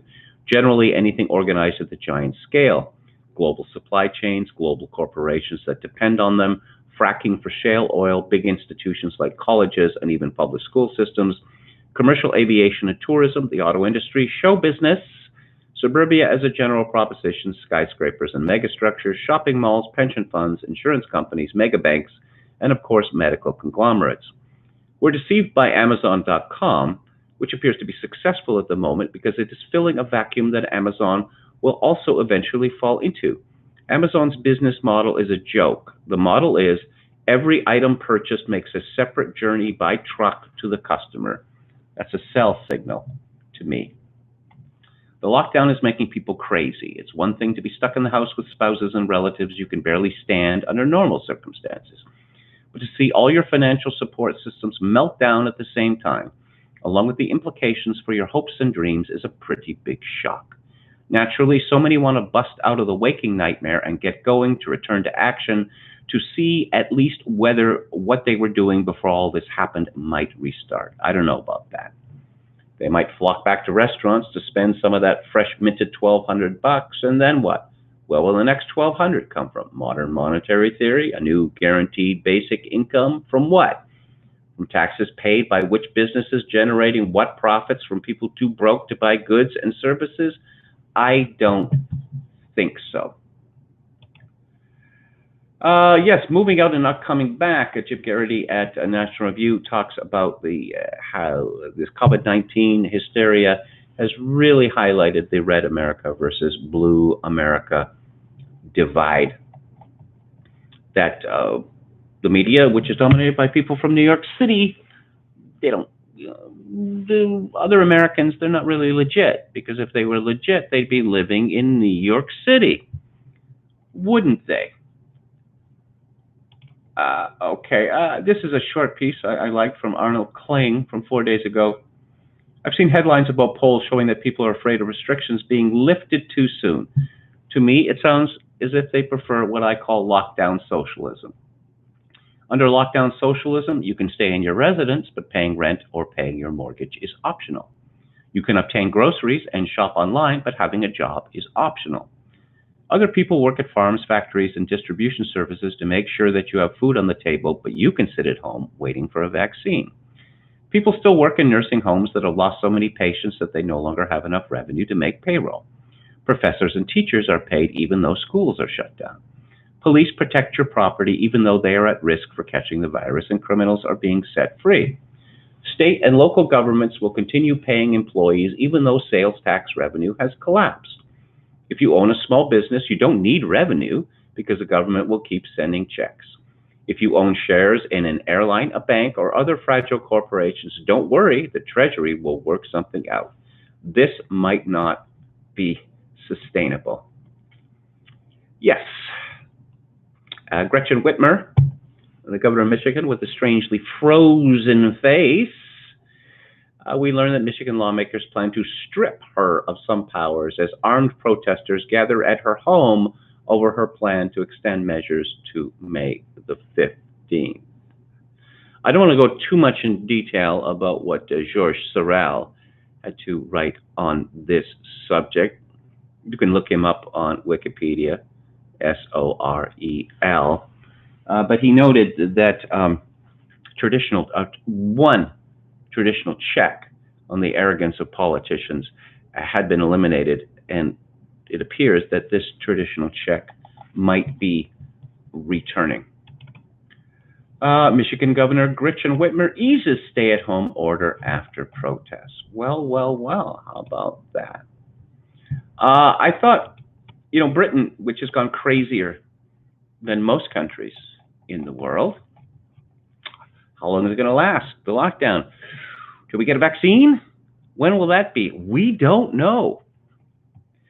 And so Richard Littlejohn in the mail, he has a little quiz for Matt Hancock, health minister. And the funny thing about this quiz is that, well, it's all true. Oh, we have to do all these things, crush the economy, destroy society, and eliminate civil liberties because of a bunch of facts. What are those facts? So here's the quiz. Matt Hancock, your occupation, Secretary of State for Health, and your specialist subject, coronavirus, also known as COVID-19, a deadly disease sweeping the planet. Here you go. You have 2 minutes to answer questions on coronavirus starting now. The government announced recently that 100,000 people a day would be tested. How many actually have been? Pass. How many testing kits have been made available up to now? Pass. How many of those who have been tested were positive? Pass. And how many tested negative? Pass. How many people without an underlying health condition have died from coronavirus? Pass. Not counting the Prime Minister, how many people have recovered from coronavirus and are back at work? Pass. How many people may have contracted coronavirus without exhibiting any symptoms? Pass. How many lives have been saved since the government told us to stay at home to protect the NHS? Pass. And how many people have died from conditions other than coronavirus because their treatment has been canceled? Pass. The Army took a week to build a special Nightingale hospital in East London, able to accommodate up to 4,000 patients. How many patients are currently being treated there? Pass. More than 30 British companies have offered to supply personal protective equipment to the NHS. How many of them have received a reply? Pass. Why are British companies having to export PPE while there is a shortage in NHS hospitals? Pass. Why are we sending the RAF to collect PPE from Turkey and Egypt when it could be sourced in Britain? Pass. Why can an online greengrocer deliver fruit and veg to your front door the next day, yet the NHS is incapable of distributing surgical gloves and masks to hospitals? Pass. Why has the NHS been slow to allow private laboratories and universities to carry out testing? Pass. A month ago, the private medical sector offered to treat patients suffering from cancer, heart disease, and other life-threatening ailments to free up NHS hospitals. Why has this offer not been taken up? Pass. How close are we to discovering an effective vaccine? Pass. Do face masks prevent you catching coronavirus? And are they about to be made compulsory? Pass. Will it be safe to start reopening schools in 3 weeks' time? Pass. More than 750,000 people have volunteered to help during the coronavirus emergency, but only a handful have been recruited because the bureaucracy insists on doing extensive and intrusive background tests on everyone. For heaven's sake, why? Pass. What is the point of Public Health England? Pass. How long is the lockdown going to last? Pass. Will we have to obey the social distancing guidelines for another year? Pass. Why can you buy plants and garden furniture from supermarkets and do-it-yourself stores, but not from garden centers? Pass. Why can't you sit on a park bench when you were taking your daily exercise? Pass. Why are the police preventing people from sunbathing even though nobody else is within 100 yards of them? Pass. Why are small firms and the self-employed required to fill in a 20-page form before they can be denied a government loan? Pass. How many people will be unemployed before this economic shutdown is over? Pass. How long before the government runs out of money and Britain goes bankrupt? Pass. When is Boris coming back to work? Pass. What is... Okay, I've started, so I'll finish. What is the government's exit strategy? Pass. Matt Hancock, you have scored no points and have passed on everything. One final question. Do you know where I can buy a packet of bog rolls? Yes. So, yes, dictatorship in Britain based on what? I don't know. Apparently, there's this model, Imperial College London. And how's this panning out in the real world? That's not really the important thing. Because if we don't follow the experts the advice given to us by experts, everybody could die, and thus hairdressers could stay closed for another 6 months because these aren't essential workers. I don't know that I've ever heard of a woman cutting her own hair. Some men have done it, and they're considered to be very, very strange. But I should think that hairdressing is considered, women consider it an essential service, and certainly the people who work at hairdressers consider it to be essential, well, essential to them. Alex Brummer says in the Daily Mail, Britain is staring into the financial abyss with business struggling under lockdown. Oh, it'll be all right on the day. Janet Street Porter says, if the government wants to start getting Britain back to work, why not start with the bits of the NHS that are now doing nothing? And there's that word cancer again. Cancer was the scariest word that you would hear from medical people. I suppose, bubonic plague would be scarier, but there hasn't been that. That hasn't been around. I don't know, what outbreak in Turkey in the early 1900s, perhaps, but, doesn't exist in the West, hasn't for a while anyway. But no, it's COVID-19. Janet Street Porter writes, I'm talking about cancer patients. This week, a study published in the European Journal of Cancer, conducted by 3 distinguished universities in London, Belfast, and Split, Croatia, concludes that we're facing a cancer epidemic with more preventable deaths from cancer than from COVID-19. The reason is simple. In the rush to focus on stemming the awful death toll from coronavirus, the UK's medical experts decided to temporarily forget about cancer victims, thousands of people who had already started treatments like chemotherapy. The NHS bigwigs decided to forget about the bowel, breast, and cervical patients who were waiting for scans to see whether they had the disease, and if so, how far it had progressed, people who had already waited for months to be referred to specialists by their GPs. Cancer affects more people in the UK than coronavirus ever will. Half of us will be diagnosed with cancer at some stage in our lives, according to Cancer Research UK. 450 people die every day from the disease. That's 165,000 a year. So let's move on to Canada here and see what's happening in my country. The latest numbers, I'll get them in text form here.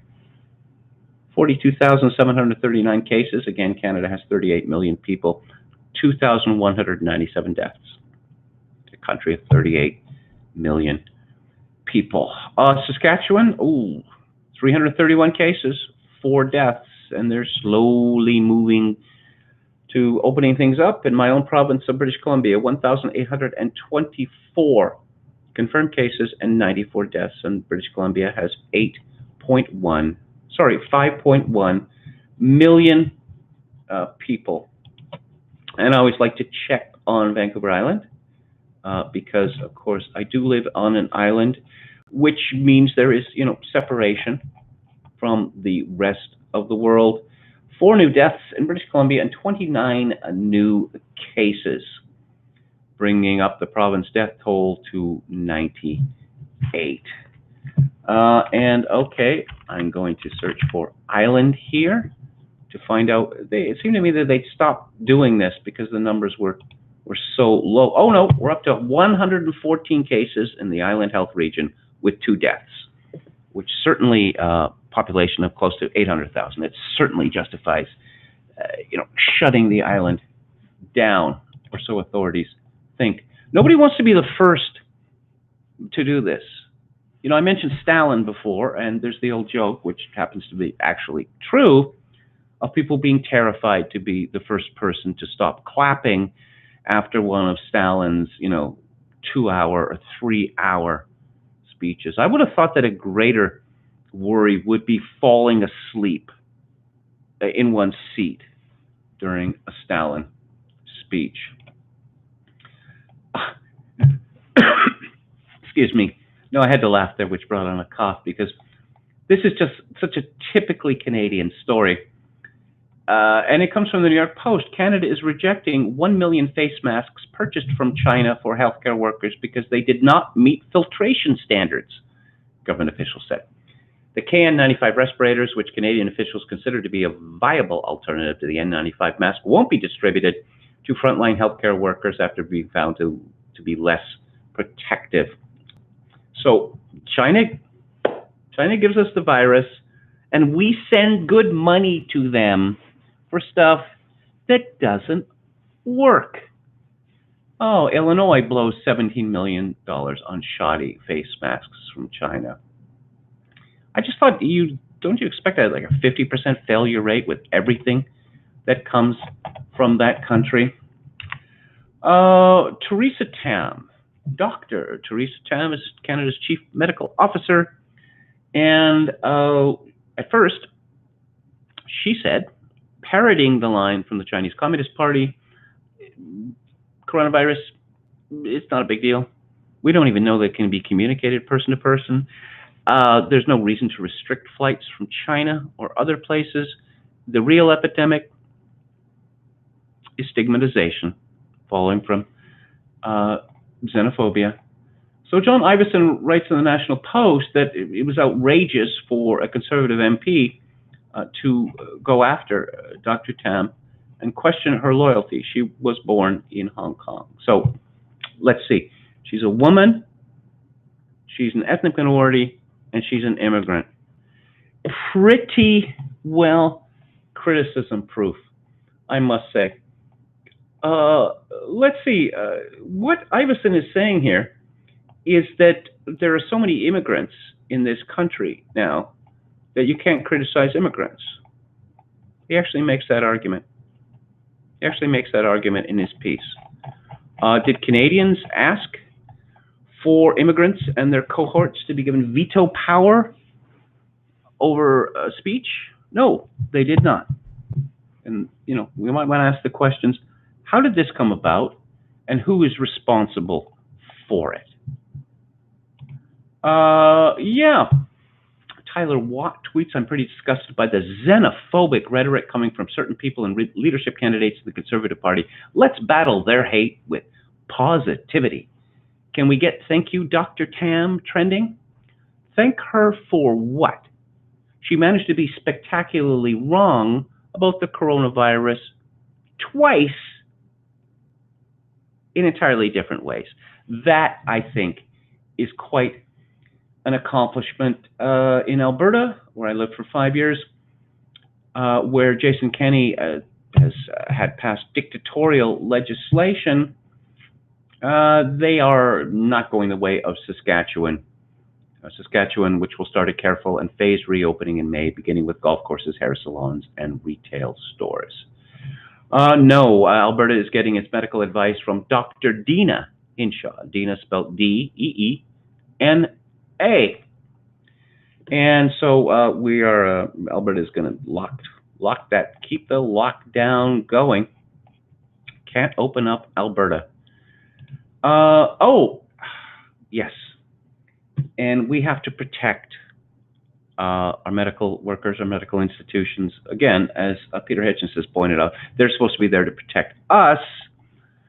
As the COVID-19 pandemic continues to weigh on Albertans, an unlikely figure has gripped the province. No, it hasn't. No, they're just making this up. It's manufactured consent, guiding it through an unprecedented health crisis. Merchandise with the face of Dr. Dina Hinshaw, Alberta's Chief Medical Officer, is flying off digital shelves for a good cause. Is it now? Johnny Jacks recently launched a website selling Hinshaw items to raise money for Alberta food banks. The original t-shirts have been the most popular one so far. Laurel Hawkswell, an Edmonton-based freelance artist, is the latest to join the We Are All in This Together. No, we are obviously not, for many different reasons.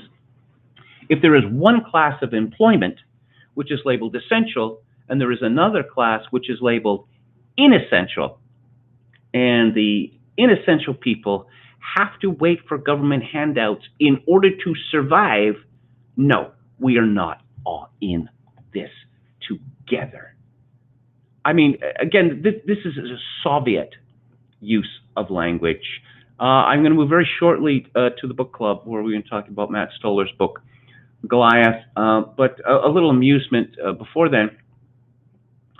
Leslie, and I'm assuming it's pronounced Leslie. It is spelled L-E-S-L-Y-E. Ooh, must have had artistic parents or something. Has been named showrunner of a new female-centric Star Wars show for Disney Plus, Variety revealed on Wednesday. The Russian doll co-creator, 39, is set to make her mark in a galaxy far, far away with the drama, which joins the likes of The Mandalorian on the streaming service. While it is yet to be revealed what the story will entail, the publication reported that the show will take part in a different timeline. Okay. It was also claimed that Leslie will act as writer and showrunner for the drama, while other staff are reportedly set to be hired. Speaking about her passion for Star Wars during the Los Angeles premiere for The Rise of Skywalker in December, Leslie gushed she was the type of Star Wars fan that doesn't even have a favorite movie. This makes me suggest to me that she's not really a fan. Because if I like James Bond movies. I like some of them a lot, and others less, and some of them not very much at all. If you asked me what my favorite James Bond movie would be, I would tell you, and it's On Her Majesty's Secret Service. Second would be what? Goldfinger, say? No, but she can't name. Maybe she doesn't know the names of all the movies. I mean, there's only 9. She explained to Variety at the time, I just want to live in the Star Wars universe continually in perpetuity forever, which tells me that she is an overgrown child. When someone asks me your favorite Star Wars movie, I say there is no Star Wars movie, there is only Star Wars. Ooh, it's pretty cosmic, don't you think? When asked if she would be keen to give her own take on the franchise, Leslie said with glee, please, please, Queen Kathleen Kennedy.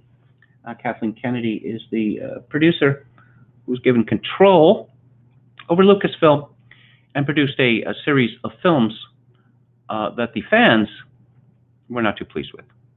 These were woke films. And yes, people like Leslie Headland were terribly put out because a couple of these movies, they featured a small, dumpy Vietnamese woman, Rose Tico, who we're all supposed to fall in love with, and it was pointed out that she's not particularly interesting or attractive, which apparently was an outrageous thing to say. And the movies did not do as well as expected. In fact, they fell and fell. But Kathleen Kennedy has said that the Force is female, and I guess that means the future is female. This woman, Leslie Headland, is a radical lesbian. And I saw an interview, a clip that went viral, where she was saying that white bitches, and she is white herself, need to step up their game, and they need to be called out, and they don't know how to be allies. And, Leslie Headland goes to, the minorities. How can I be an ally? This is a woman who for 1 year was Harvey Weinstein's personal assistant. Can anyone say chutzpah? And she was ranting about, I say we need a black writer here. Oh, and also apparently gays must, LGBT people, there's a type. And there's too many LGBT alphabet people who are not, gay enough for Leslie Headland's liking. I mean, my joke was that, yes, we're going to have Star Wars Episode 10. I want to speak to the manager. If you look at any pictures of Leslie Headland, she has that face. I want to speak to the manager. She looks like an extraordinarily unpleasant woman. But what's the good news here? What is Disney stock trading at? It's trading at $101.41. And yeah, let's look at it. Let's go back. Let's go back to the beginning of the year. What was it trading at? What was it trading at the end of the year, on December the 31st? And I've almost got it. $144.63. Now it's not just Star Wars, obviously. Well, there's no movies being shown in theaters anymore. But I guess that's what the Disney streaming service is for. Also, theme parks. I guess Disney said they were going to keep them open, but no, that vow didn't last for very long. And one final thing before I move into the book club, just to end this part of the show on a happier note. Ryan Landry, who edits an online publication called The American Sun, is a very clever young man of whom I think highly. I had some back and forth with him years ago before he he kind of went under the radar in 2017. And there's an interview I did with him on my old podcast with Kevin Steele that you can look up. He writes, when I left in 2017, I had to. I didn't stop writing. I used a different pseudo for some articles at Social Matter, but ended that when heat rose at work again. What I started immediately after stopping my old work was to write a book. It should be released in June. One of the most consistent questions I read from readers or listeners was, what do I do? What can I do? There are a lot of people adrift. There are a lot of people who lift and eat right and think what comes next. There are many young men who have friends who are lost or do not know basics because of a broken home environment or just living in our broken society. That's why I knew the title well before finishing it, Masculinity Amidst Madness. How do you build yourself up? How do you find your niche? How much do people limit themselves, and what can they be because they not only fail to humble themselves but are poisoned by the never-ending messaging of our upside-down society? It was easy to piece together the stories, explanations, and put everything together every single day and in nearly every single relationship we are part of. We can see the problems of walking the path of being a weak man versus a strong man. Look at Adam and Eve. Adam was weak. Eve talked him into eating the forbidden fruit, but Adam could have said no. He could have said, God forbid the fruit for a reason that he knows. Snake said, eat it. Eve, are you out of your mind? Listen to yourself. You listen to a talking snake rather than God. I gave up a rib for this. Unbelievable. Adam was weak, caved to Eve, and cursed all of mankind for defying God's law. I have to say that I am very much looking forward to Ryan Landry's book, and I will certainly review it on the book club as quickly as I can get hold of a copy. So, the book today we're discussing is by Matt Stoller, which is called Goliath, the 100-Year War Between Monopoly Power and Democracy. And he begins this book with a discussion of the takedown, the destruction of the political career of a Democratic congressman called Wright Patman. And this happened in 1975. 1974 was a sea change in American politics because a new crop went to Washington. And what can we say about them? They were different than the old Democrats. I suppose, you could say that they were creeps. I think that would be a good way of putting it. They knew very little. Many of them were extraordinarily young, but they were arrogant. Many of these people came up through the McGovern wing of the Democratic Party, but George McGovern, who became a boogeyman in American politics, was an aviator. He was a bomber pilot during the Second World War, flew dozens of missions, and so he knew a little bit about life and death. Stoller points out that this new generation, which started entering Congress in 1975, they took great pains to avoid military service, which is a dividing line between then and the recent past, because the elite in America, they didn't do that. If you look at Theodore Roosevelt and Franklin Roosevelt, how many sons they lost fighting for their country, that sort of thing would be absolutely unthinkable. Now, Stoller starts with the story of how the Young Turks got rid of Wright Patman. It's a good beginning, because Patman was Mr. Anti-Monopoly. He had fought against the money interests since 1929. And he was unceremoniously bundled out of his committee chairmanship, I guess because he was an old man and he was an unhip man. But more importantly, Patman held views about the power of business, about the power of corporations, about the power of monopolies, which this younger generation did not have. Bill Clinton, famously another member of this generation, let's see, went to elite schools, unlike Patman, who was hardly educated. And Bill Clinton managed to avoid military service during Vietnam, campaigning against it. And Bill Clinton, I suppose Bill Clinton and Tony Blair are the people one most associates with the third way, which are public-private partnerships. See, the New Democrats took the view that they were going to no longer labor against big capital because there was no reason why big capital could not be, well, friends. Big capital was good. And Stoller talks about revolution in economic theory among liberals, whereby nothing really wrong with big, so long as you got low prices. And where do low prices, where do they end up? Well, it ends up with employees being ill-paid.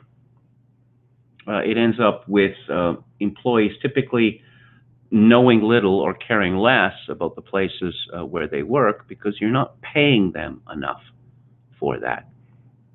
And it also means shipping jobs to other countries or having Americans replaced with foreigners from India in particular and other countries. If that's the goal, low prices, especially while keeping profits high or highest, well, something's got to bend. And what was bent, what was broken, was the American working man. Stoller explains how the Democratic Party, well, was the party of the working man in the old days, whereas the Republican Party was seen as, it was the party of the big money interests, and it was also the party of the entrepreneurs, the shopkeepers. But the Democratic Party no longer has any interest in the little people. They have made a high-low coalition of elitists and one-percenters and various ID poll groups, racial and sexual minorities. That I suppose you see this beginning, in the 1964 election, where I believe 5 states, Goldwater won 6 states, one of which was his home state of Arizona. The other 5 were in the Cotton South, which was pretty shocking to a lot of people because the Cotton South was yellow dog Democrat territory.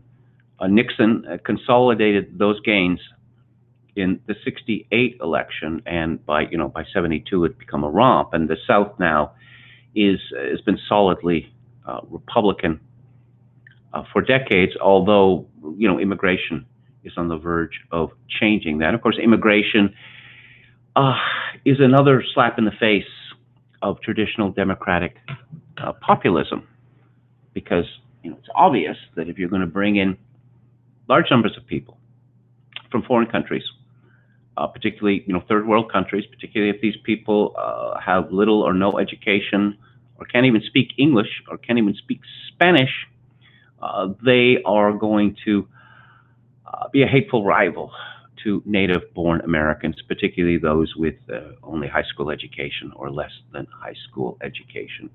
Why would a party favor foreigners over their own people? Well, because it's more efficient, because it leads to more wealth in the aggregate. A response to that might be, well, I don't happen to live in an aggregate. I live in a certain town, in a certain state, and the fact that other people in China are getting richer off, why do I care about that? Of course, most of the money is going into the pockets of the 1%. And Stoller begins his book with a discussion of the Gilded Age, the age of the robber barons, and one robber baron in particular, Andrew Mellon, who was Secretary of the Treasury the three successive American presidents in the 1920s. Stoller makes a very good case that Mellon should never have been allowed to become Secretary of the Treasury because of grotesque conflicts of interest.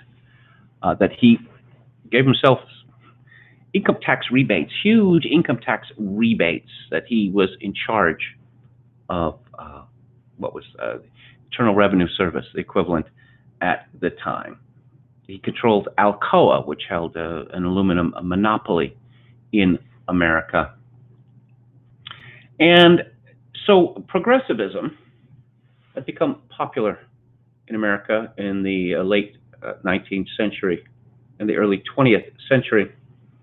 Stoller describes a situation whereby there was enormous infighting between various types of progressives, and people think of Teddy Roosevelt as a trust buster, but Stoller takes a rather dim view of him for the reason that Roosevelt actually had no problem with massive concentration of wealth and of power.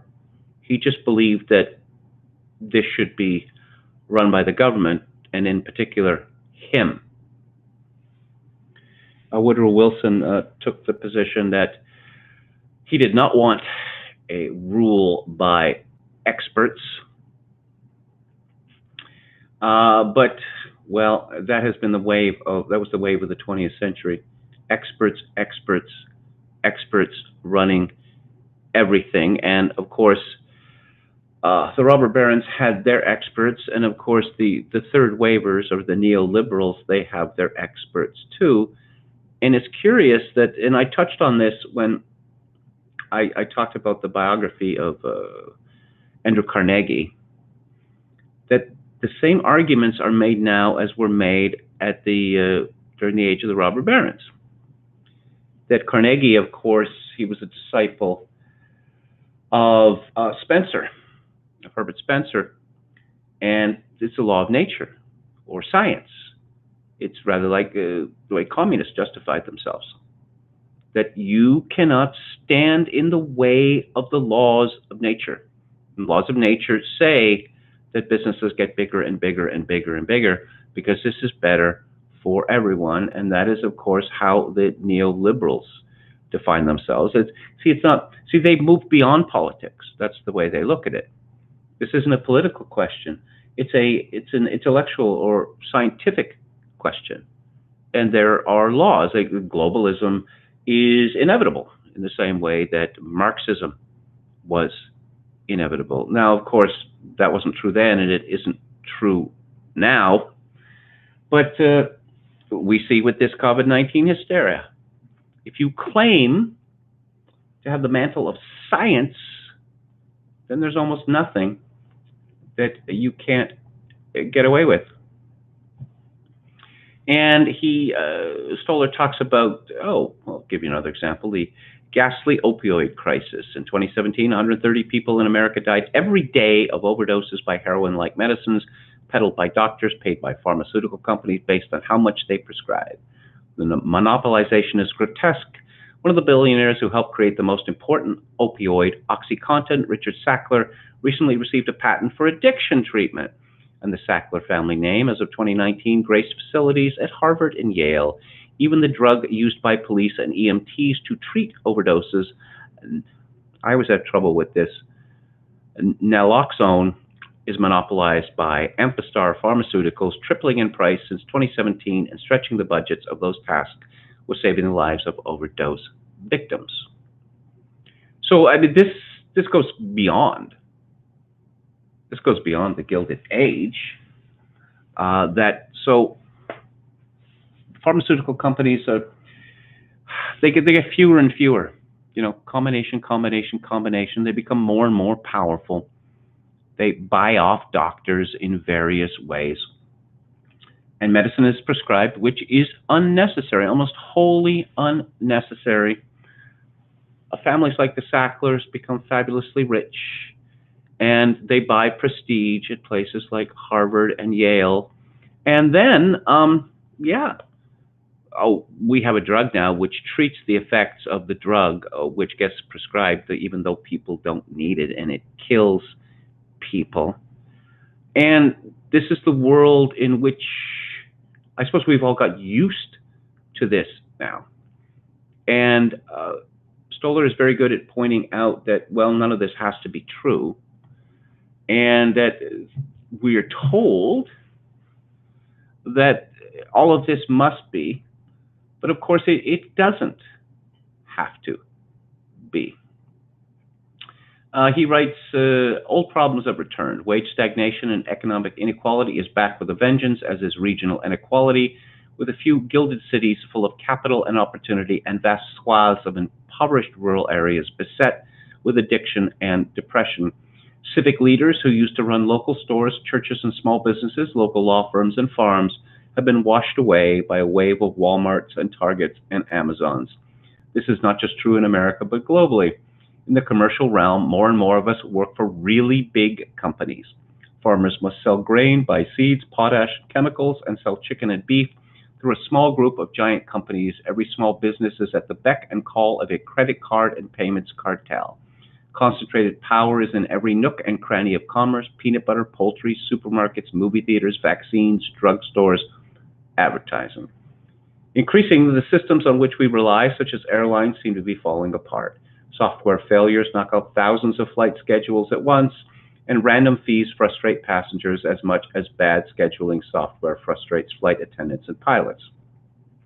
Prices for healthcare seem insane and unrelated to anything rational.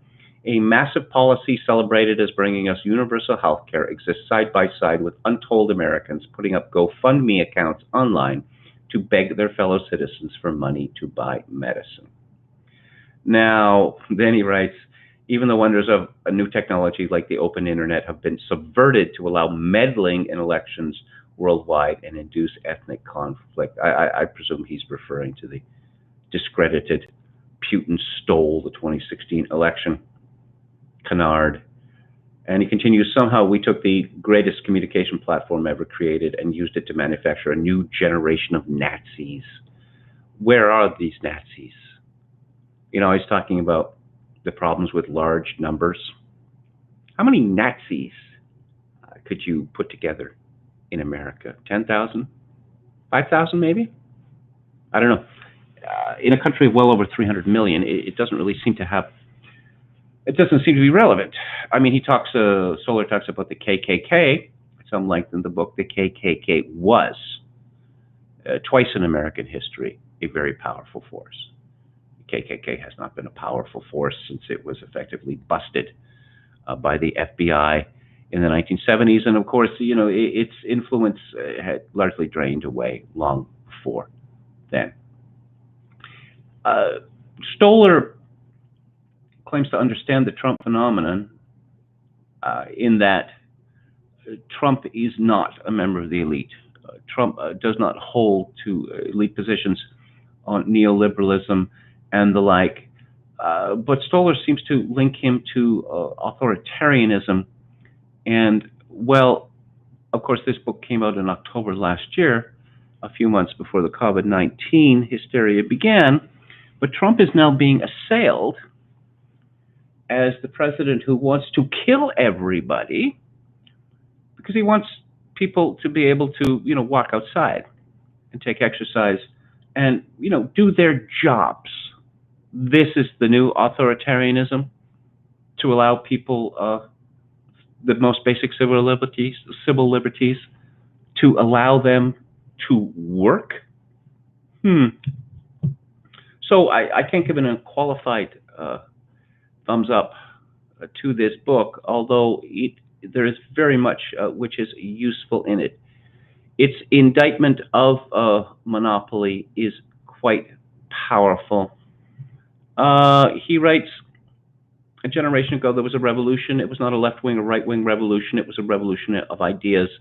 That revolution was so powerful and dominant that it stole from us not just our liberties, but even the words that help us describe our world. Words like liberty and markets and competition and monopoly and citizen have been perverted, taken by technocrats who hide the levers of power for most of us. Popular debates are stuck in the 1970s. We attack or praise capitalism or socialism or the free market. All of this misses the point. The fight has always been about whether monopolists run our world or whether we, the people, do.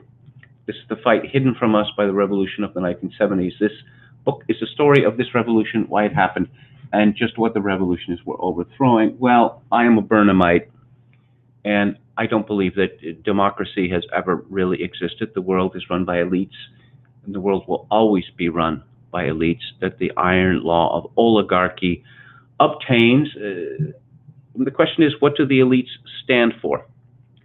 Do they stand for a system such as that obtained in the United States, say from, I don't know, roughly 1945 to, say, 1973, when ordinary people led good lives? Or do they stand for a system where the 1% must become ever richer, more powerful, and ordinary people are now being told, you don't need to work. We don't need you. You know, when we talk about capitalism, the traditional meaning of capitalism has vanished. What we call capitalism today has very little in common with the capitalism of the past. And Stoller goes into the Pennsylvania Railroad bailout. You know, it's the first of many, many bailouts. Capitalists used to take risks, and if they made foolish risks, or conditions had changed that they hadn't anticipated, well, then they'd have to pay the price. But of course, this third wave, this neoliberalism, that profits are privatized and costs are socialized, because apparently rich people always have to be rich. You know, when one talks about bailouts, was it the Panic of 1907, I believe, that J.P. Morgan, who's one of the villains of this book, he actually took the leading financiers of the time and locked them in a room in New York City until they agreed to pony up the money to help America out of the panic. Now, of course, it works exactly in reverse. So let's go to the end of the book and what his prescriptions are. He has a lot positive to say about Elizabeth Warren. I don't know, the more we learn about Elizabeth Warren, the more phony we know that she is. Let's see.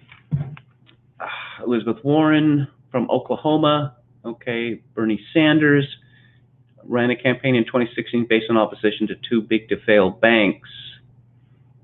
The anti-monopoly movement is rising everywhere. The Democratic Party platform had an anti-monopoly plank in 2016 for the first time, and most major Democratic Party figures are expressing concern over the power large technology companies have. So are important Republicans, such as Senator Josh Hawley of Missouri and Congressman Doug Collins of Georgia. Well, the distinction between the Democrats and the Republicans, it's a distinction without a difference. As George Wallace used to say, there's not a dime's worth of difference between them. I suppose the difference is that the Democrats used to appeal to ordinary Americans. Now it's the Republicans, but the Republican Party leadership has no interest in ordinary Americans. Ordinary Americans are fobbed off with social conservative motions. Oh, we're against abortion. What have you ever done about abortion? Nothing. And what would you do even if you had the chance? Oh, and yeah, gay marriage. You caved on gay marriage, just like you caved on transsexuals. Did you cave on everything? The Republican Party is the party of the Chamber of Commerce. It's the party of the K Street lobbyists. Essentially, you could divide American politics in a binary way. You have monopolists and you have anti-monopolists. You have globalists and you have anti-globalists. So he writes, use your identity. Every subgroup, whether white, black, gay, straight, immigrant, male, female, genderqueer, interacts with market structures that can discriminate, integrate, liberate, or not. If you're experienced in an area, you see with experienced eyes and guide policymakers into building a more just way to do commerce. If you're going to get into the whole intersectionality thing, they don't look at things the way the rest of us do. That genderqueer, whatever that means, I think it just means gay, but angrier and less pleasant. That's my understanding of it. It's all about look at me, look about me, validate me, praise me. That's why woke capital has been so successful. Stoller writes, fighting back also means not falling into the trap of elitism. Again, one may rail against the elites, as I do, but I understand that the elites always run the world. The weakness of the technocrat is imposter syndrome, a feeling that he or she doesn't belong in a position of power, that his or her expertise is a pretense. Is it? I'm not so sure about that. The only immunization against this is the democratic form of populism. I do not mean the toxic fake version of populism, demagogues and frauds blaming ethnic groups. Well, with regard to that, I have to say that if you're going to upturn the demographic makeup of a country, as it has happened in the United States since 1965, that you are going to get ethnic strife, particularly when you have multiculturalism, when members of ethnic minorities are privileged over white Native Americans. This is going to incite resentment, particularly when you have a situation when white men, and white men in particular, are blamed for everything. He means old school populism, the belief that citizens educated and responsible know what is best for themselves. Well, old school populism was nativist, very strongly nativist. And united, they come together in system democracy and use the law to protect and develop themselves. This populism does not disdain experience, but embraces it. I think that's problematic as well, for the reason that Donald Trump pointed out in one of his 2016 debates with Hillary Clinton, that she was yammering on about her experience, which she has a great deal of experience, and Trump said, it's bad experience, which it is, which it absolutely is. He says, Stoller says, we have created and recreated our republic many times in our history. I don't like that idea of recreation. But we did it in 1776 when we declared independence, not just from a king, but from the idea of aristocracy itself, except for the planter aristocracy of Virginia and elsewhere. We did it in freeing ourselves from the slave power, and again in 1912 and during the New Deal and World War II, when we liberated ourselves from industrial barons and fascists. Stoller throws this word fascist around in a very inelegant and ahistorical way. I don't know who the fascists are. I do know that the bundles, the fascies, appear on the other side of the Roosevelt dime, and I do know that Adolf Hitler regarded Franklin Roosevelt's administration as an inspiration and said so. So to sum up, this is quite a valuable book. It's valuable historically in talking about the populism and anti-monopoly forces that were once powerful in America. And it's quite valuable in demonstrating how this third way, neoliberalism, came about and the type of people who were caught up in it. And he gives many, many discrete examples of this. Stoller is, to some extent, still a lefty, but I have to say that anyone who is interested in this subject, which is a vastly important one, will learn a great deal of that which is useful for this book. So despite what I said earlier, actually, I do recommend it highly. I mean, one can't expect to agree with any other person's policy pronouncements. So those are my thoughts on Matt Stoller's Goliath. I'm going to go to the chat here. Metal Mike says, still not sure how we got from risk is low to 80% of the population will contract COVID-19. Contra Coup says, LOL, KMG and his grudge against ventilators. No one is getting intubated out of convenience. I don't know what that means. Intubated, yes, out of convenience. I don't think convenience is the right word. No, I'd never given any thought to ventilators until a month ago.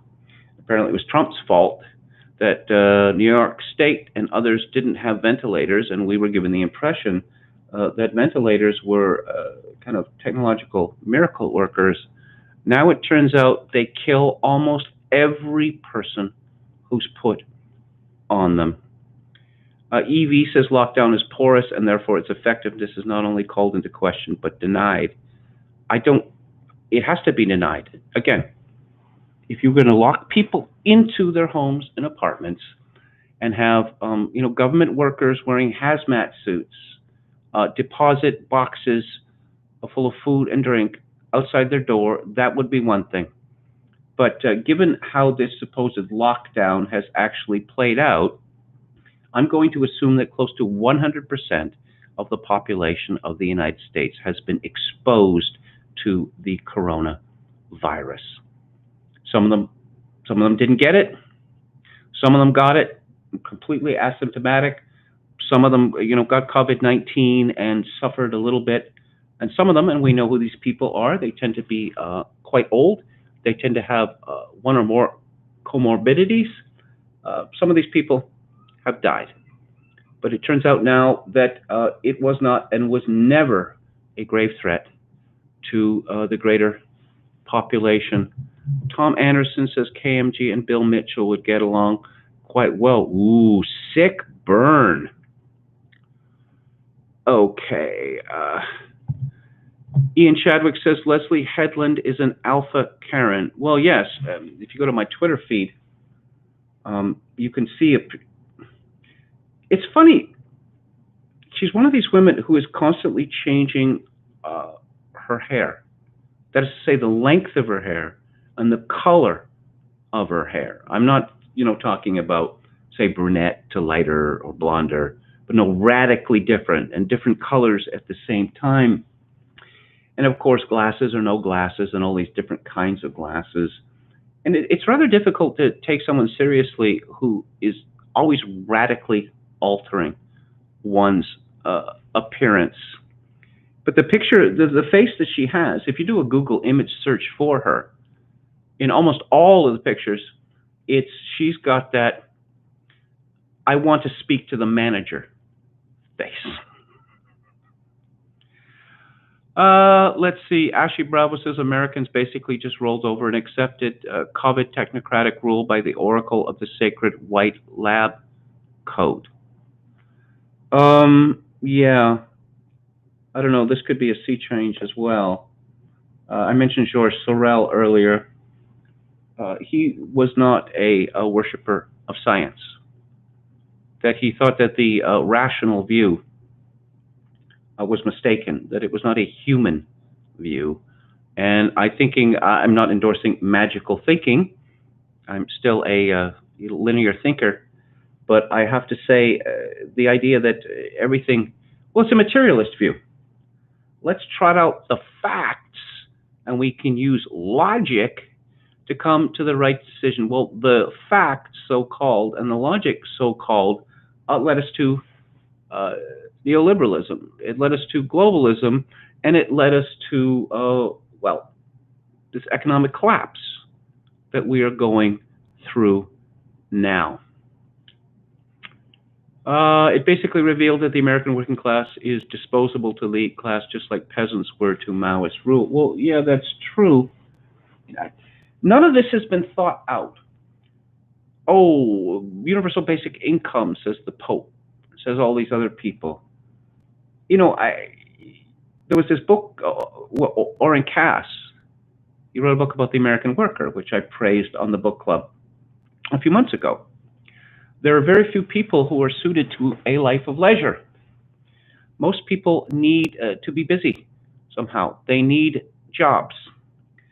But the government's saying, and there, of course, there are a great many Americans now who live on Social Security benefits and the like, that you don't need a job, you don't need to feel that you have any importance in the world, any place in the world, your basic needs will be met. Has any thought been given as to the psychic consequences of this on the people who already live that way, or if most of us are to be put in that position? No, of course, no thought has been given to it, in the same way that, oh, well, outsource all our manufacturing to Asia. There's no thought. The thought was, we make more money this way. That was the only thought. Anyway, that is the show for today. I'd like to thank you all for listening and or watching. If you like the show or any part of it, I would appreciate it if you'd click on the like button and subscribe to my YouTube channel if you have not done so previously. I'll be back on the air Monday at 4 p.m. Pacific time and 7 p.m. Eastern time. If you would like to support the show, my PayPal address is kevin_grace@hotmail.com. I hope, insofar as it is possible, you all have enjoyable weekends. And once again, I hope and express to you my wish that in these times of total atomization, that you all manage to find some kind of genuine human contact. Good night.